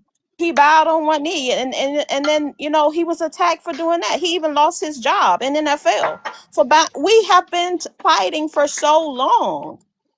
And then for people who look like us, who came over here, who we fought to get over here, to now talk about us and say we're lazy and to say all of these things, it's just like, oh my gosh, why is everybody against us? Okay, is this? I saw someone. I will admit I'm a little bit ignorant about. I saw someone say this is a podcast. Where is this conversation happening? Are people saying this on TikTok? Where are they saying this? Yeah, so we're saying this on YouTube and TikTok. What's your name? This is Doxy. Oh, this is Doxy B. Somebody else knew it just came. Yeah, I'm talking about. So who said that? The TikTok thing, was it the new person? No, it was me. It was Doxy. Okay, B. go ahead. I'm sorry. You know what? When somebody come in, I don't know why. I think their voice is your voice is their voice. But go ahead. Yeah. So you're saying this is happening on TikTok and YouTube? Yeah. I'm saying this is happening outside in public. This is happening outside. I'm sorry. I'm mixing. I mean, like the broadcast, like what we're talking about now. This is going to be aired on obviously TikTok, but also YouTube is what I meant to say. I think she's asking where are immigrants saying these type of things? Is that what you're asking? Yes, that was my question. No, this happens outside. I live in New York City currently, and this happens outside in regular work jobs and regular conversations, just outside. Okay, so I can only apologize. Wow. Okay. I don't know. Wow. Have you been on the Trip channel? They are talking about Black Americans extremely bad over there. On TikTok? Yeah, it's Trip. Trip is an African, and he is hosting something similar to what this brother is doing, and he allows people to come up and give their opinion, and you have both African and Black Americans, and they are talking about Black Americans extremely bad, lazy. You won't try to get a job, you won't try to work. I mean, it's horrible, and that's how they feel because they say it all the time. Wow. Not just that, but most spaces that have this type of dialogue, they're all like that. They're all the same. Yeah, see, that was the thing. All I'd ever seen, that's the problem with these algorithms. All I'd ever seen was suddenly people started popping up saying FBA, FBA. And even I was thinking the same thing that you're saying, Helen. Like, why are we fighting? We're all better off not fighting. Because when they look at us, we look the same. So, right, but hold on. I didn't realize this was, I'm sorry. All right, so why when you talk, it also shows the time and circumstance. Yeah, so time and circumstance. You might, if you're not talking, but do you have anything to say? Because your background look like you're chefing up in the kitchen. Time and circumstance. Oh, yeah. Nothing. Hello? Yeah, you. Yeah. Oh, Where I you didn't from? know I was up. Oh, you didn't mean to be? I didn't request, no. Yeah. My fault. All right, I'll drop you back down. All right. Okay, Doc CB. So, yes. All right. Let me see. What happens is people are in the middle of the discussion and don't know the origins. Okay. So let me take you to the origins because it's no fight. I mean, the only fight was the Africans and the Caribbeans towards Black Americans, but the only fight was Black Americans in our government. And then Africans and Caribbeans stepped in the conversation. So they joined the fight, but they was on the whitey guy's side. So that's how it started. So, for example, wait. What whitey guy? You can't tell me that Ooh. You mean that whitey guy? I mean the American government. Our fight has always been the American government, right? Going back from plantation slavery to Jim Crow to civil rights, right? It's always been the government. You guys were never a thought. You're too small in numbers, right? So you don't have the power like that. Like you're in power, you're allowed to do things, but you don't have no original power. It's the white man that run this country. So what we did was, like we always did, we was pointing out all the historical harms that was done to us. And we're like, hey, so what you gonna do? Like wealth was stripped from us. We were excluded while you use our labor, and now the country is super wealthy, super fat, and we got little to nothing. Even the gains we had, you took that from us. So our argument in the 60s, Dr. King talked about going to Washington for a check. This at his life.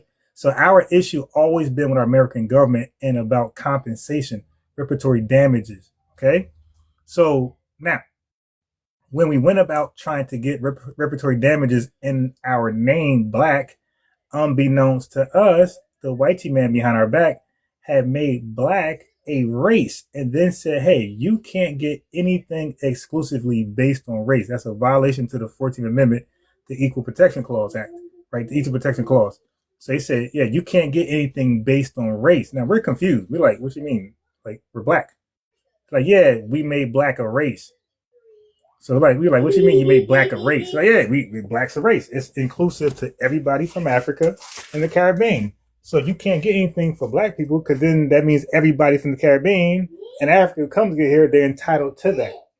And you can't exclude them because that's discrimination. So you're discriminating based on race. So it's like a whole semantical play. So we was like, oh, okay. And that's when we said, okay, so what needs to be done? We need to come up with a delineated term that's not race-based, because they co-opted Black and African American. So if you don't know, African American and Black are both ethnicities for us and racial categories. So that means anything cannot be done for African Americans or Black people. If so, Ed Blum and his AAER corporation is going to sue the hell out of you and dismantle it. So we got smart. We said, okay, so we need a delineated term that talks about a harmed group or harmed ethnic group that is owed repairs. So that's where you came with ADOS, right? We couldn't use Black, we couldn't use African American. So they forced us to a whole different identity. So the first one was ADOS, American Descendants of Slaves, right? And now the wealth gap is so large between Black Americans and white people that no hard work is going to close that gap. So we said, so now not only we're delineating, now the only solution going forward is reparations. That's the only thing that could remotely close the wealth gap between Black Americans and white Americans. Immigrants are not in the conversation at all. Okay? So then now we know that to get anything done for us, it has to be narrow and exclusive. It got to be specific. It can't be widened where people from the Caribbean, Brazil, or Africa could get into it. Because then if you could get into it, then nobody gets anything. See, that's the racial trick bag. So we knew we had to make it very specific. For example, when you had the 19 Civil Liberties Act, 1988 Civil Liberties Act for Japanese people for being thrown in those internment camps in 1940 something, right? That wasn't for all Japanese people. That wasn't for all, it was for Japanese people who were specifically put in internment camps. So this was a specific group, not even tailored to the other Japanese people. So we had to do something similar, something for us and our ancestors and nobody else. It had to be specific phraseology, right? Framework got to be specific. So we came up with ADOS, and then you got FBA, you got Freedmen. All these are synonymous. They mean the same thing because they're identifying the same harmed class. So now when Africans and Caribbean people got caught wind of that, they're not going to be tied to a terminology any longer that's associated with us. A lot of Caribbean and African people start to say things like, yeah, you're being xenophobic. They're gaslighting us. Hey, you're being xenophobic. You're being divisive. You're an HATEA group. And we're like, no, this what needs to be done to get compensation. There's no other way. We have to have delineated term. That's the legal law. That's the legal playground. That's how you play in legalese. So from there, we were being gaslit, xenophobic, blah, blah, blah, blah. And then that's when it spiraled to where it's at now, snowballed to where it's at now. Because we like, hey, what does this got to do with you? This is between our and American government. And us changing our name doesn't change your name. It just changed our name. And we're not excluding you. We're not saying we can't ally. We're just saying this is the terminology. This is identification. We need to get things that was owed to us and only us. And then you got the diaspora war coming from the Caribbean and Africa, undermining and sabotaging our stance from that point on. And then they got sloppy to a rock throwing contest it is now. That's not how it started. It's been very confusing for me because I've heard that thing about the reparations and I've thought, okay, I would never be offended that I wasn't included in the reparations. So I think the important part, the important thing to the important contextual piece that I'm seeing on the immigrant side is the ongoing war against immigrants in general. So it might feel like an underhanded way. Wait, you gotta be specific. What? Because you said war. What war is headed towards immigrants? What war? ICE. Oh, you talking about that's not immigrants. That's immigrants who visas expire. That's people who came here as evacuees, asylees, refugees, and their time is up because you come here I can see how to you. Okay. No, I'm saying listen to America immigrant again. Study immigration laws in America. The way immigration has always worked. It always worked where you came over. So that's called humanitarian immigrants. You got the hyper-selected immigrants, and you have the humanitarian immigrants. The humanitarian immigrants are here for a specific term. That's because their homeland went through a hurricane, volcano eruption, whatever like that, or political issues with their country, like the Iranians, and they're invited over here for a set time that's temporary. It's not permanent. Never was permanent. Okay. And their stay is going to expire. They know that. And when it expires, they are supposed to self-deport. A lot of them do not self-deport. They hide in the country. They go to a sanctuary state or whatever, and they continue to live as an undocumented person. So ICE always got rid of undocumented people whose stay was expired. That's always been America's way. Okay, so I can understand how you would look at it that way. From an unemotional and untraumatized perspective. And I'd like to draw parallels to help explain myself. I will take the phrase MAGA. I'm not going to say, I think I can say it, Make America Great Again. That sounds like a very reasonable, actually pretty useful and pretty good thing to do. But what it's meaning in experience of, in terms of people who are not on the same side as that is different. And there's a person who is an immigrant. I came on an F1, went through a green card, and I'm now a naturalized. I kid you not. So technically, they should never be able. That what ICE is doing should never affect me. But I can tell you that I'm not only traumatized, but much more edgy because of what's going on with ICE. Because from the experience of somebody who's on the other end, it doesn't feel or look or give the clean, reasonable, normal aesthetic that it's supposed to. So I only say that to say that as an immigrant who is fully legal, I have a heightened level of unsafety because of what's going on. So I could see people thinking this FBA thing is just the first step to making us next, even if we are legal.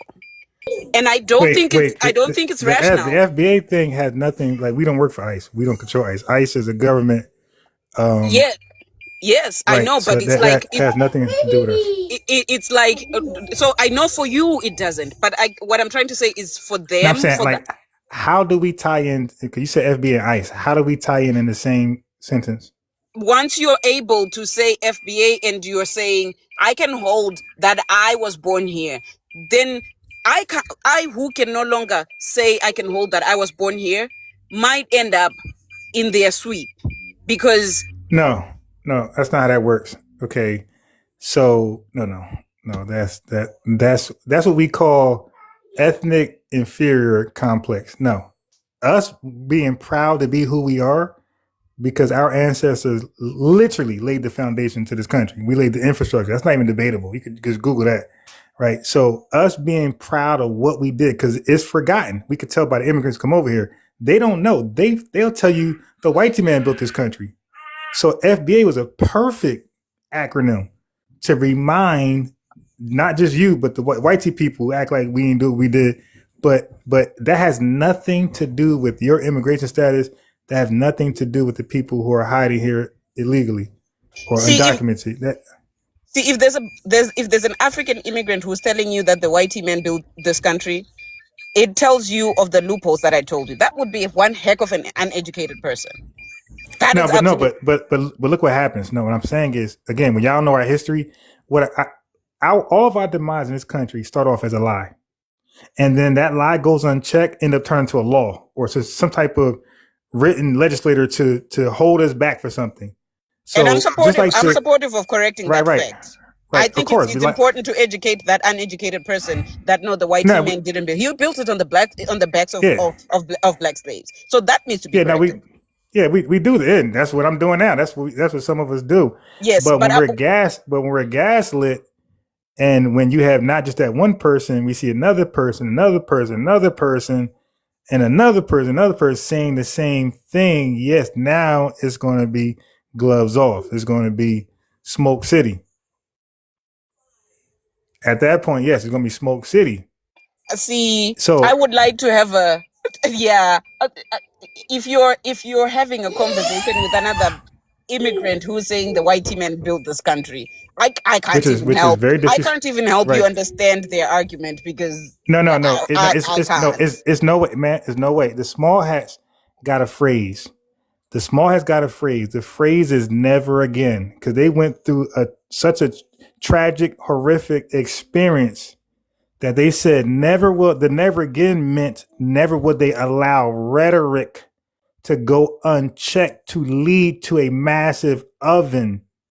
Okay. So they said they won't let that's why the smallest thing they'll say is anti-Semitism, right? Anti-Semitic. So the same thing with us. We're like, that's a good page out of your playbook we're going to borrow. Never again. So anytime somebody repeat, because when an immigrant says we didn't build the country, that they're really repeating scientific racism. That's something that came from the white man. And the white man say something, they'll see how far it can go and they'll make it law. They'll teach that in books, which they tried already. A lot of books got, taken off the shelf. But some schools actually put in their program that we were indentured servants, like we got paid, like we came here for work. So so you see how a little lie can turn to real history. It could fall into erasure. So the white man saying it is disrespectful, is hurtful, is traumatic, is triggering. So when somebody that looks like us say it, it's like, okay, now you playing with me. Yeah, that should never come out your mouth.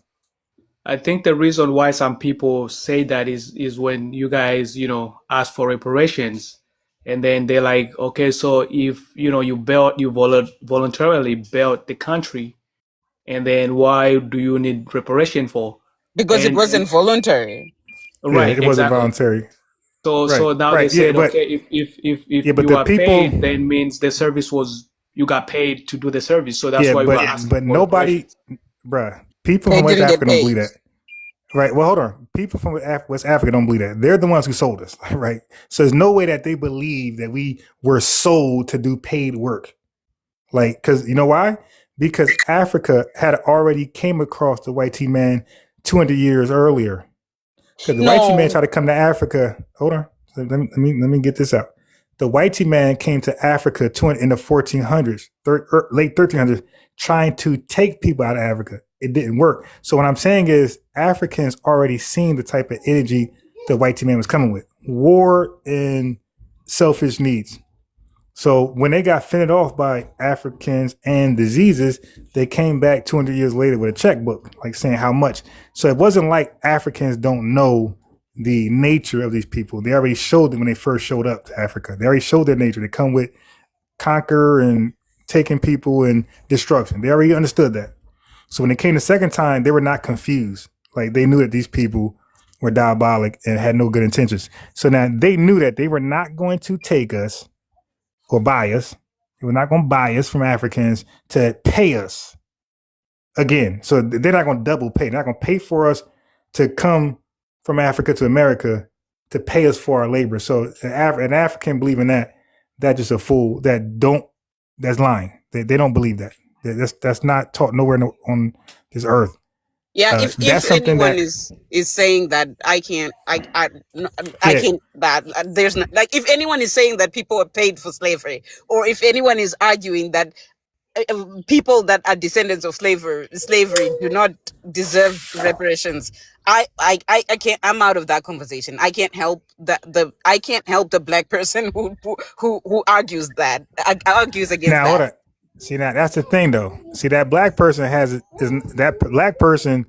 isn't black. That black person comes from a ethnic group, and it comes from a country. I can't help any person, white, right, African, black. If you are going to make an argument that there's no reason for reparations, I can't help you, because we live in a different we live in a different timeline. I can't say nothing about that. That's crazy. So now here's a part of the conversation that might not be comfortable. Now, the word black, BLACK, those English words, those 5 English words, those are words that mean different things, right? It means a color and it means other things. We added a meaning to it in the 60s. We said, we're going to add that as our unique delineated ethnic term for us, for our group that went through an ethnogenesis in America. We said, we're going to call ourselves BLACK. It could have been red. It could have been a turtle. It could have been Mars. Whatever we had the right to name ourselves whatever we want, right? Just like the Igbo people said they're Igbo. French said we're French. Haitians said we're Haitians. Haitians chose Haitians. Igbo chose Igbo. We chose black. So black, the way it operates in America, historically, it operates the way Igbo works in Africa. In Nigeria, it operates the way Haitian works in Haiti, and Jamaica works in Jamaica, and Irish, and so forth and so on. So when other people are saying they're black, they don't. Now this might be unbeknownst to them, but that's erasure. Like they're erasing our unique ethnicity. Just imagine if Black Americans start to, let's say from 2030 and on, we start calling ourselves Igbo or Fulani or Asante or Shona from the Shona tribe. Like they would feel like, hey, what's going on? Like, yo, you're taking our identity. You're watering it down. You're diluting it to make it believe that we have some type of tribe in America. We don't. It's only over here. So that's the way we feel. When people say they're black, we're like, yo, when did you become black? And how are you black? In what sense are you black? And they could only say racially. Then we say, right, racial categories came from Walter Plecker, a racist. So you're letting the racists call you what we call ourselves to add the confusion. So we like, hey, a Nigerian that comes to America and immigrates and does well, kudos to you. So, hold on. I'm going to finish right here. Wait, let me just finish. Let me land the plane. So a Nigerian that comes to in America and get nationality the right way, right? Congratulations, you're a Nigerian American. You're not black. But go ahead with your question. I agree. I have no. My question. My question is: so who actually came up which black person came up with the term black? So you had Elijah Muhammad with the Nation of Islam. He wrote a book in the late 1950s. So The Black Man, the Message of the Black Man in America. But black was a collective identity that we collected. There's like no sole person. We just took it and we embraced it and we tied it to all of our affairs, our business districts, Black Wall Street, our banks, Black Panthers, Black Reconstruction. When a person bought himself from slavery before Emancipation Proclamation, he was called a free black. So we embrace it to all of our politics, all of our economics, and all of our social affairs. So that's why we're ethnically black, the same way Igbo is ethnically Igbo. What about the African church? Can I chip in a little bit? Wait, hold on. Before you hop in, let me answer this question. So you're just talking about Richard Allen, right? Yeah. Yeah. Okay, so bro, listen. I know my history, my guy. Like, I'm a low-key scholar. You're talking about the African Methodist Episcopal. Did you know? Right. African, right? Because he was identifying his roots, his ancestry. He did not call people African. They called each other Negro and color. So let me educate you. And secondly, did you know members of the church wanted to rename it? Hey, stop. Members of the church wanted to rename it from African. They want to take the Africa off the church. Did you know that part? Sir, hello? You still there? Did they wanted to do it, or did they do it? Like what? Okay, look. The fact that remember you said earlier mentality.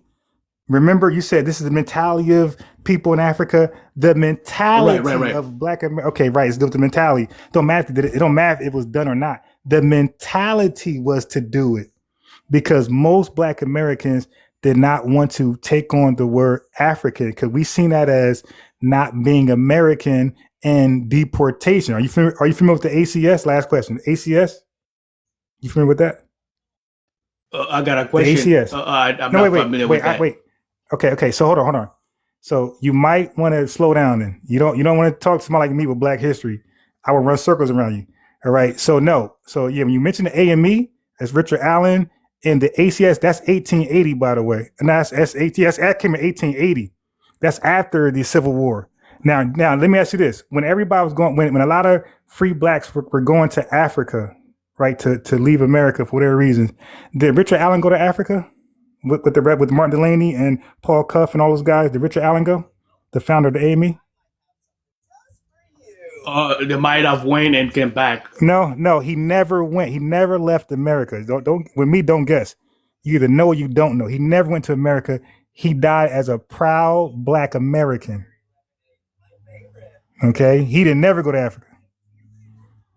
So he fought in the Civil War, and all of those that went to Africa, when they realized that, hey, you can fight in the Civil War and become American and not Africa, they all came back and became proud Black Americans, not proud Africans. So do you think that church was never changed because of the African mentality? No, Africans have that mentality. Listen, the church, that's not what I'm saying. It's a name, my guy. You can name what you want to name. Black is just a name. It's not a color. It's a name of an identity. So he wanted to name it African American to give credence to his ethnic ancestry, and well, not ethnic, but his okay. Look, stop. Okay, stop. So he wanted to just pay homage to his ancestry. That's all. Right. And you got a couple other institutions. You got a couple other institutions that were called African something, but listen, just make it very clear. That was a term that did not go around in America. Like a handful of people used the word African. Dr. Love, can I chip in a little bit, Dr. Love? Let me. Yeah, go ahead. Go ahead, buddy. FBA, I really appreciate the time, and you are very, very, very educated about your people. I mean, I cannot take that.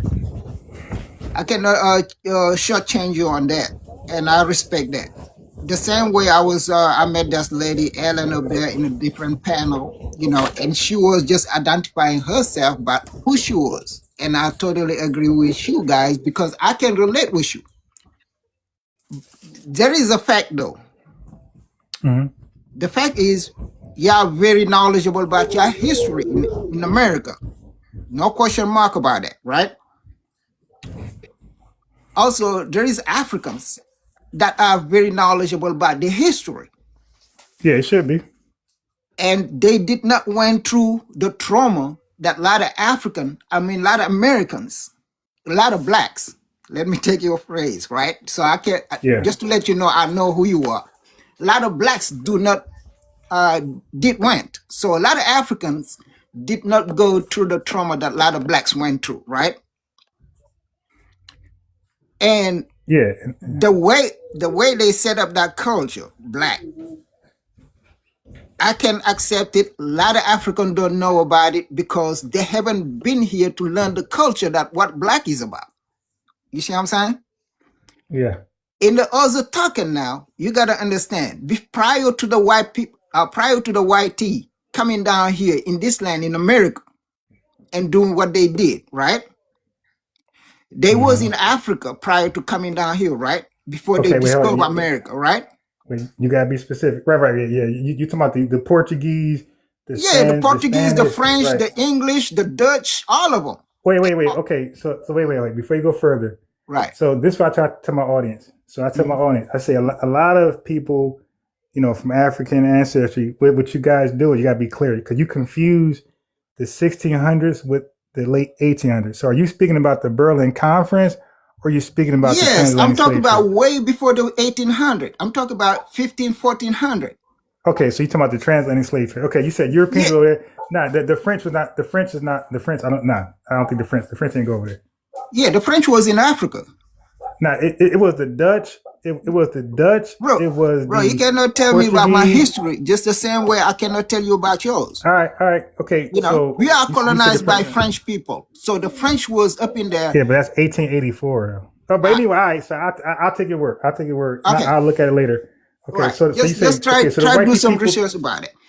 But, okay, so white people, right? Got it. White people in global, and I don't make no distinction between the Dutch, the Portuguese. Oh, now you got to. The Belgium, no, because they all the same color to me. You know what I'm saying? They all go in the same. Yeah. They got the same agenda. They had the same agenda.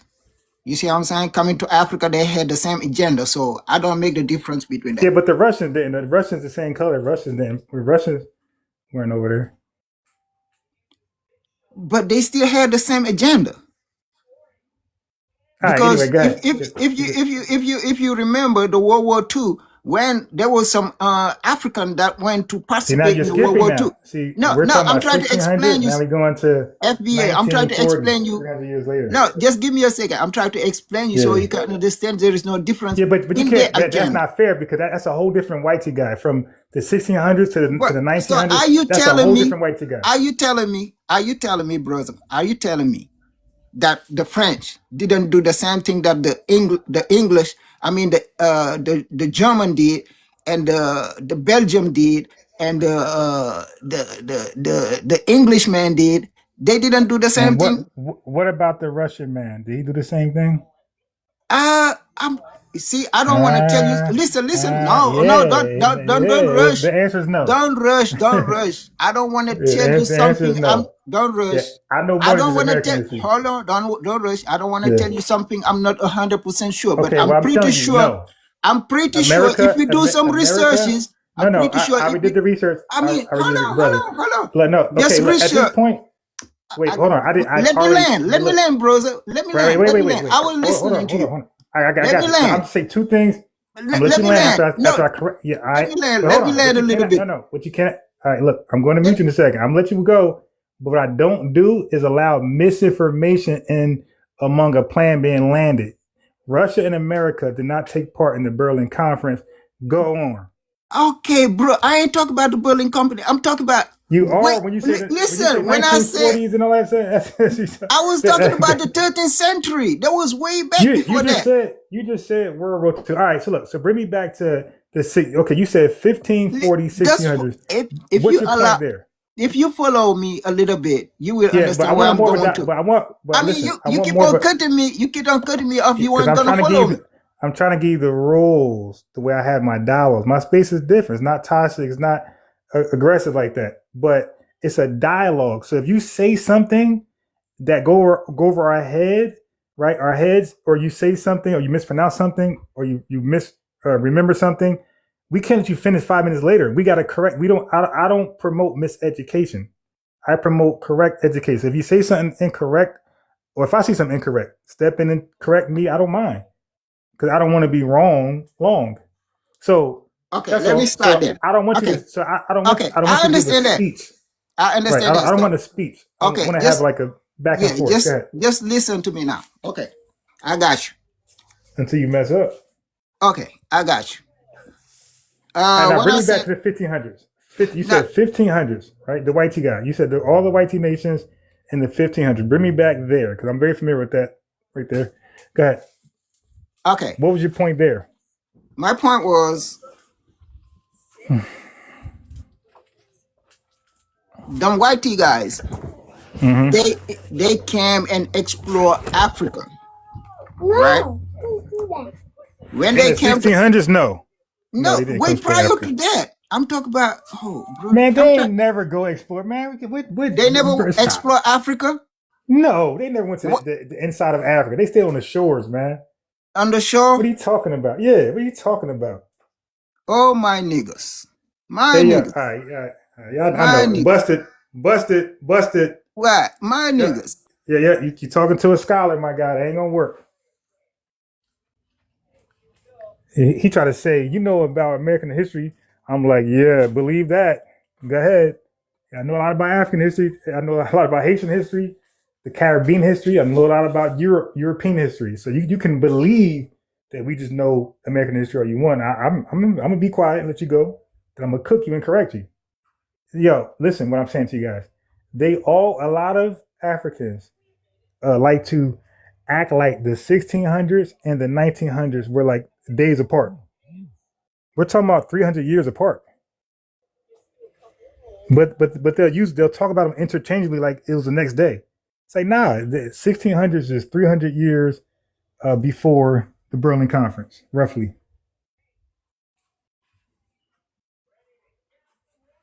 So he was trying to lie, Helen, and then I checked him, and now my knee, and he gets off. And why are they upset though? Why are they upset about what we all the do? hostility? Yeah, why the hostility is the question.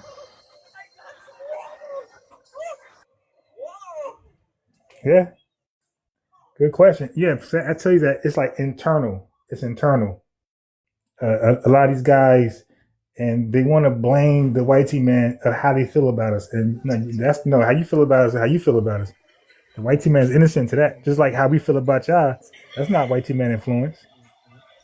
Is it about the money though? You think it's about the money, or feeling like they're not attached?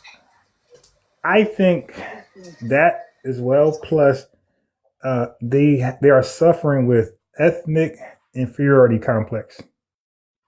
As long as they stand side by side with us or comparing their history with us, they're going to feel inferior. So that's why they have to take us down. They got to make us look dirty. Like, they got to muddy us up. It's the ethnic inferiority complex that they have. Not all of them. Like, some Caribbean are proud to be Caribbean. They don't think about us at all. Some Africans are proud to be Africans. They don't think about it at all. But the people who call in that speak like that, they are suffering with ethnic inferiority complex. And wanting to group with us as well. There seems to be like they're mad about that they can no longer group or be a part of, or be inclusive. And the thing is, we're not saying they can't group up with us. Like they don't know what it means to delineate. And as I try to explain to them, they don't want to ask any more questions. Delineate doesn't mean you get away from us. It just means we're seeking a more precise name that when any data or any tangibles go toward this name is not all inclusive. It's a private and exclusive specific name in all things history. So we ain't got to argue about Black history no more. It's now called FBA history or whatever history. It's Freedman history. It's just called that. So now it's very clear. The word Black ain't ambiguous. It ain't vague. It's very specific. When we say Foundation Black American, when we say Freedman, that's very specific. It's lineage specific.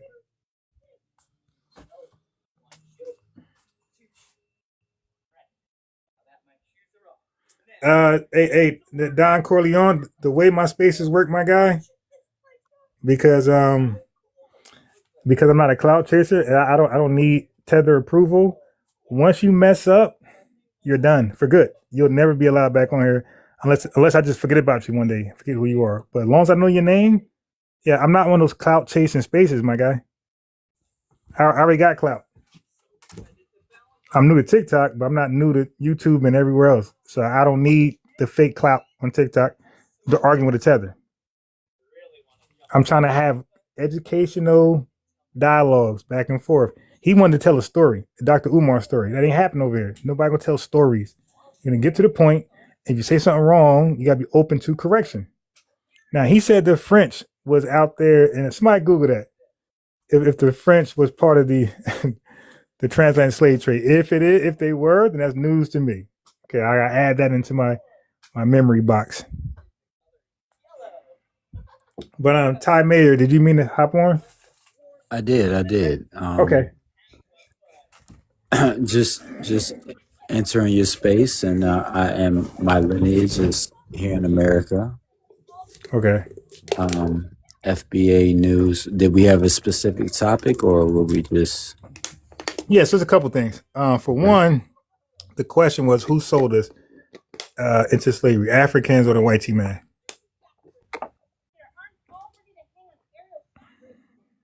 You hear me? Okay, I hear you now. Yeah, I'm here. You said who sold us? Yeah, who sold us into slavery? Was it the white man or Africans? Yeah, it was the white man. The white man sold us, so who bought us? Mm-hmm. So who bought us? The white man. So the white man sold us in. So why is it called a transatlantic slave trade? Oh, well, they named that as well. So wait, so they went to Africa and they set up auction blocks while Africans just looked at us and just like, wow, oh my God. So so Queen Nzinga, you familiar with her? Let's wait. No. I know. Whoa. Well, I was going to say, let's get one thing correct of them going to Africa, right? They went to Africa. Yes. Were they stronger? Were they what? No, they were not. I'm sorry, we got kids. Somebody's kids. That's mine. Okay. But no, were they stronger? No, they were not. Yeah, they went to Africa with a stronger stance than the Africans were able to have a fight for. No, did. Brother. I don't know what history. Well, no, this is actual history, bro. I mean, I'm not. I got you. I got you. I don't. Okay, here's we'll my. disagree there. We'll disagree there. Okay. I got another question. Can I finish? No, that's. I don't want to argue that too much. Go ahead. We're just gonna get messy. I'm not here to argue, bro. So the next question, right? Because you gave your answer. I can't. You said white man did both. I got it. So now, now Marcus Garvey, good or bad for Black America? His legacy. Marcus Garvey, is he good or bad for Black Americans? Yeah, like his legacy. Was it good or bad for Black Americans? That's a very divisive. I don't know why you would bring up Marcus Garvey there. Dr. King. I got more names than him. I'm gonna mention. Okay. I was gonna say Marcus Garvey. I was gonna say Malcolm X. Dr. King. Both. I'm gonna run it down. Okay, so the first person is Marcus Garvey. History. Both good. Wait, so the first one is Marcus Garvey is good for our history. Go to the next. I mean, well, you want to pass? Marcus Garvey? We're gonna pass on Garvey. Okay, so Dr. King. Yes. Malcolm X. Yes. Booker T. Yes. Why did Ghana apologize for their role in the slave trade if they were not a part of it? I'm not saying they weren't a part of it, bro. I never. You said the whitey man bought us and the whitey man sold us. Yeah, absolutely. So why would Ghana apologize for selling us? You and I hate to say this, but we will all get on our knees to something that we don't have, right? So when another powering government or another powering establishment has something that we don't have and that we fear, you're going to get on your knees for it. If you cherish your life. I got it. So if the African man was fearful of whitey man, then why did the whitey man pay rent for the Elmina Castle to sit there and wait for the captives that the African kings were doing? If they were so fearful, first of all, why didn't the whitey man just take them? Why would they wait for? Well, can we go back to when gunpowder was discovered? Hold on. Are we leaving that out? Okay. Right. So no African nation. No African nation. Knew anything about gunpowder. Yeah, but they knew about bow and arrows, right?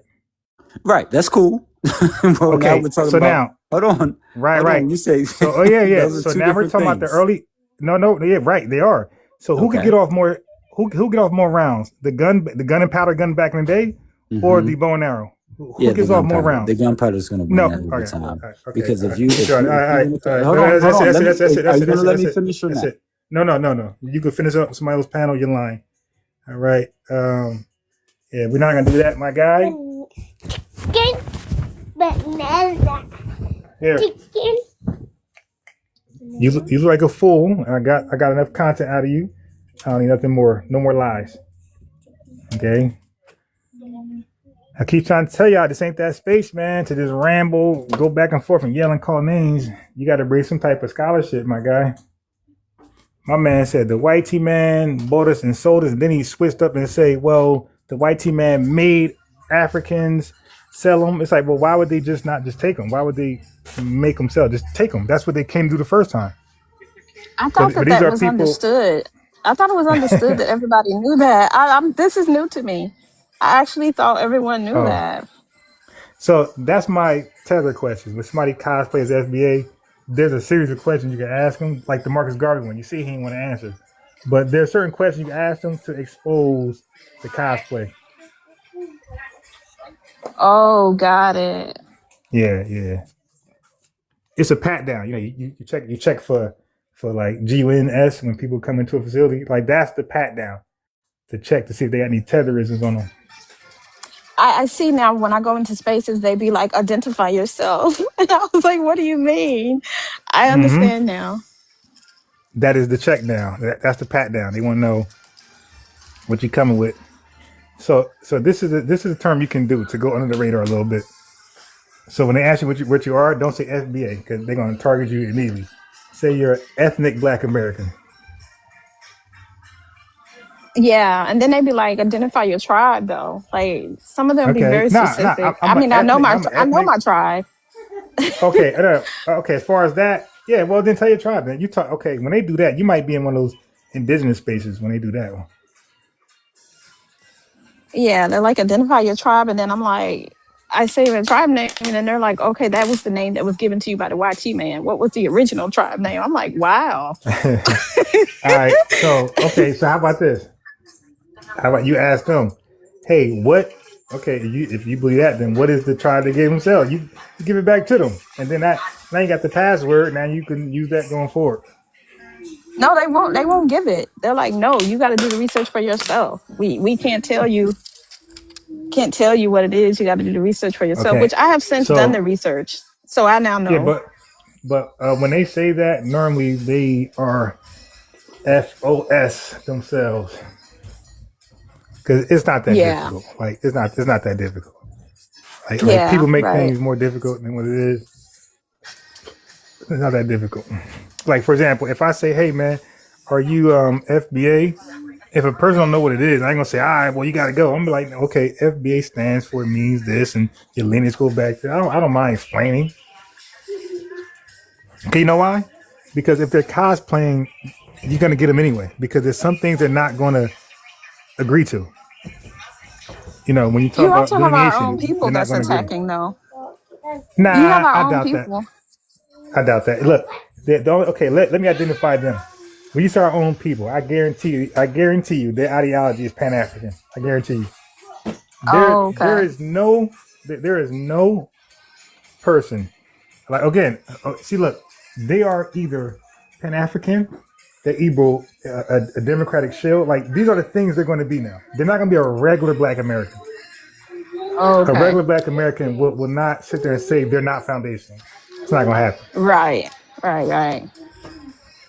Right, because we have no reason to. Right. Yeah, we have no reason to. Right. Well, we're proud of our history, so like they'll never do that.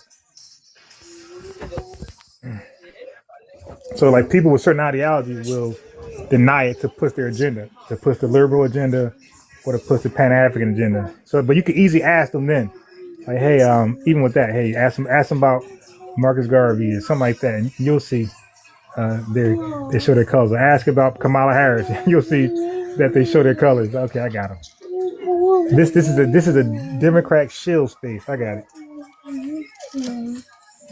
I want more banana. Okay, go ahead. Go get it. It's just like wow. All of this is popping off like so sudden, and it's like wow.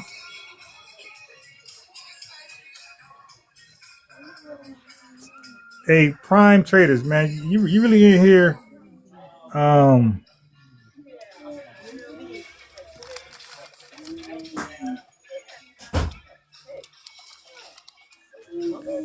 Prime trader, let me get you up out of here, my guy.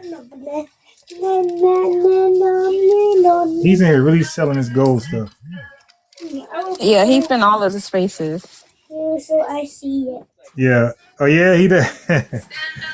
I mean, I don't knock his hustle, but dude, like you're like if he said it once or twice, he's like spamming the chat. He said ID said he said you will know because they will call immigrants black or say they have African descent, right? Lena said I'm on. No, I'm not on YouTube. Always. I'm not on YouTube right now because I'm using a phone for TikTok. I had to pick one. So I said, TikTok is a little litty. YouTube, they were lit, but they weren't like super lit. So I said, let's do TikTok this time. Yeah, but the name on YouTube is the same. It's FBA News and Updates. So like the video, if you want to. If y'all in the chat want to support the activism, it's $ unbiased Ron. That's my name on social media, all platforms. Unbiased Ron, IG, TikTok, YouTube, everywhere. Okay, I'll look you up. Yeah, I would love to do it because they said even having TikTok. I mean, they said they got Twitter Spaces. I try to find, I couldn't find any. I try to go on Twitter and like have some debates and dialogues. 438. And it's interesting how each platform has a different audience. Right. Now it's dope because it and look on YouTube I'm way more messier. Like over here I'm like professional and all that type of stuff. YouTube I'm a little more messier. You probably have to be. I would think Twitter or X, you would have to be a little bit more professional. Yeah, because it's so sensitive. But I didn't know people on TikTok were this dumb. I thought the YouTubers were dumb. So I'm like, damn, TikTok got them beat. It's also probably a younger crowd. Oh, that's why. All right. Yeah, I think that matters. Oh yeah. Okay, so but those some tethers sound old as crap.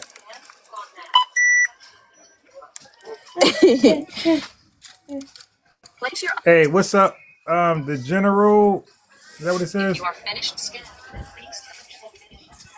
Yeah, that's the general. Did you mean? Yeah. Okay. What's the whole name? It's the general 04, but the general. Okay, it's cool. I got you. Is that your your birth date? 04? Yeah. Are you 22? No, I'm 55. Nah, I know. But anyway, what's up, man? Crazy. Now the 04 is the day of my birthday. I was born in 71. That's general 04. All right, got it. Yeah. I'm about to say got a YN up here. Nah. yeah. I was just tapping, giving hearts, to your page, and they just, okay. when you be tapping on the screen. But it's cool. I can answer your questions or whatever. Yeah. It just come up, you tapping, and then it come up real fast, and it be like, so. Yeah, but I be on here. I be on all platforms, so you're doing a pretty good job. The delineation is driving them crazy. So. And most of this stuff is normal to us. Like in our time, like we just bring people over and all that. First thing my grandmother or my family says, like, who is that? Who they family? Where they from? Right. They ain't used to that. You know, and guess what? If you didn't have the answer, if you start naming names that she didn't know who none of those people were, send that boy home. Yeah. Don't bring him back around here. Or leave him on the porch. You know what I'm saying? Yeah. And don't bring him around. So a lot of people don't understand that, you know. And that's a good one point. thing but another thing you be getting them on up. Most of these people that be trying to tether on us, they don't stay on the timeline. They try to jump the timeline. Right. Yeah. I get them. I always ask the dates. Yeah, they jumped from 1600s to 1900s quickly. And then he said World War II. We had 1940. And I'm like, God, dude, you are doing the most right now. You had me laughing with that one because he was like, what he say? Negro, and he took off. That was too funny. I'm like, that's the crash out. See, but you know what? Those lies he's able to get off in these spaces because a lot of people don't know the history. They just let it go. I'm like, bro. They no, that's not true. Russia was involved. No, America. Then he's right back to the 1400s. No, white people never went to the interior of Africa. You would lie because they died from the disease. They already tried. They tried in the 1400s. They tried already, and they DIED'd off through well, first of all, Africans were deleting them, and then diseases was tearing them up. So like they really had no impact at all. They might have got maybe 15 people out of Africa. That was it. And then they came back 200 years with their checkbook. Like, look, all right, let's do it this way. So then they try to lie and say that some people believe that we got paid. Like, that doesn't make any sense. They're going to double pay. They're going to pay for us and then pay us to... Come on.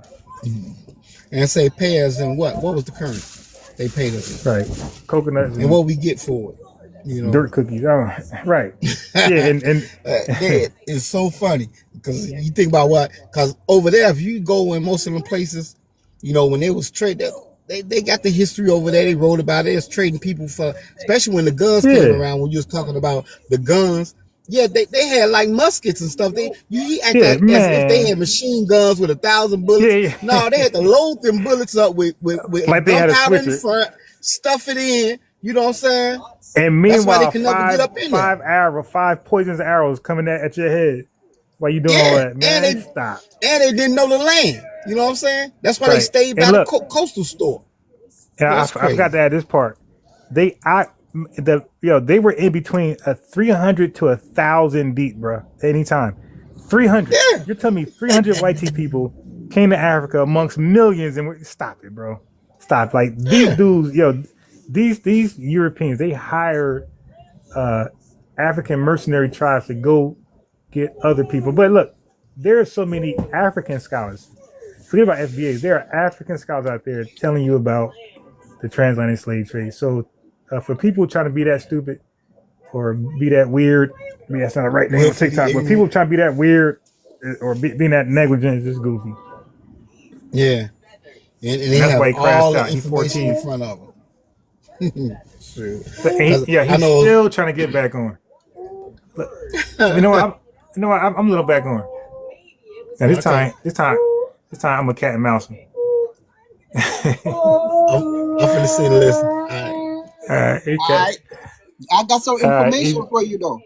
Go ahead, tell me. The Russian were colonizers too, as you was debating. I didn't want to tell you that of the rip because I wasn't sure. What year? 100%. What year? I mean, you can Google it during the 16th century, and the French was in Africa during the 16th century. And when I say my niggas, I love you. That means you were king in Africa. No. You can't say it. No. You say it again. If you say it again, I get you out of it. TikTok don't like that. How about that? TikTok, that's not TikTok friendly language. Dictionary, my brother. It doesn't care. TikTok don't like it. Listen, I'm too educated to be cursing people. I'm way above that. I don't use foul languages. I got my masters. I don't do that. And what? Wait, you got your musties.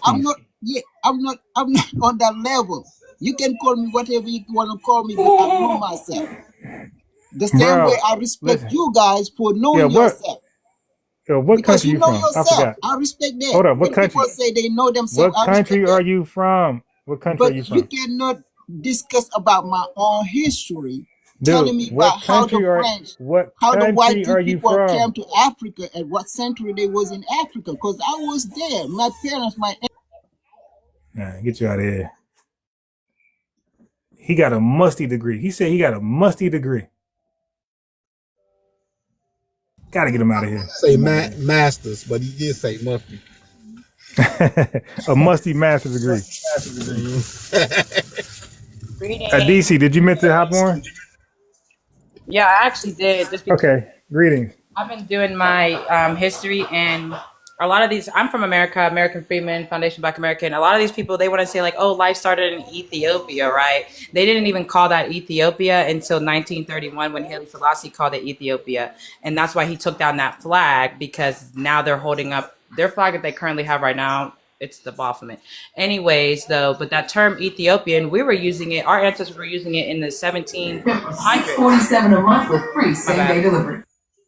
Ethiopian is not, it's a universal term, and it's not synonymous to Africa. I say this is because a lot of people be like, well, life started in Ethiopia. Where? Because it actually doesn't even have an actual location. I'm pretty sure Ethiopia was just wherever Black people was living at way back in the day, if that makes sense. Well, you mean melanated people. Yeah, my bad. Melanated people, but yeah.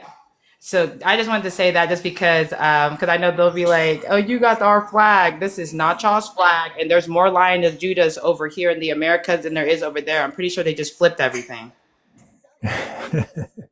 Yeah, it's quite, look, and they, all as you got, I hope they didn't forget about the, our airmen that went over there and helped them become liberated, fight off the Italians over there. I hope they forget about that. On top of that, our ancestors, they volunteered at the thousands to go there, and they were blocked from going there. But I just say that because I'm trying to figure out, they keep sitting there talking about some Ethiopia. It's like, bruh, I'm pretty sure Ethiopia, which created over there right now, they just took the traditions from the old world and put it over there. But I think they own, first of all, that was Abyssinia. That was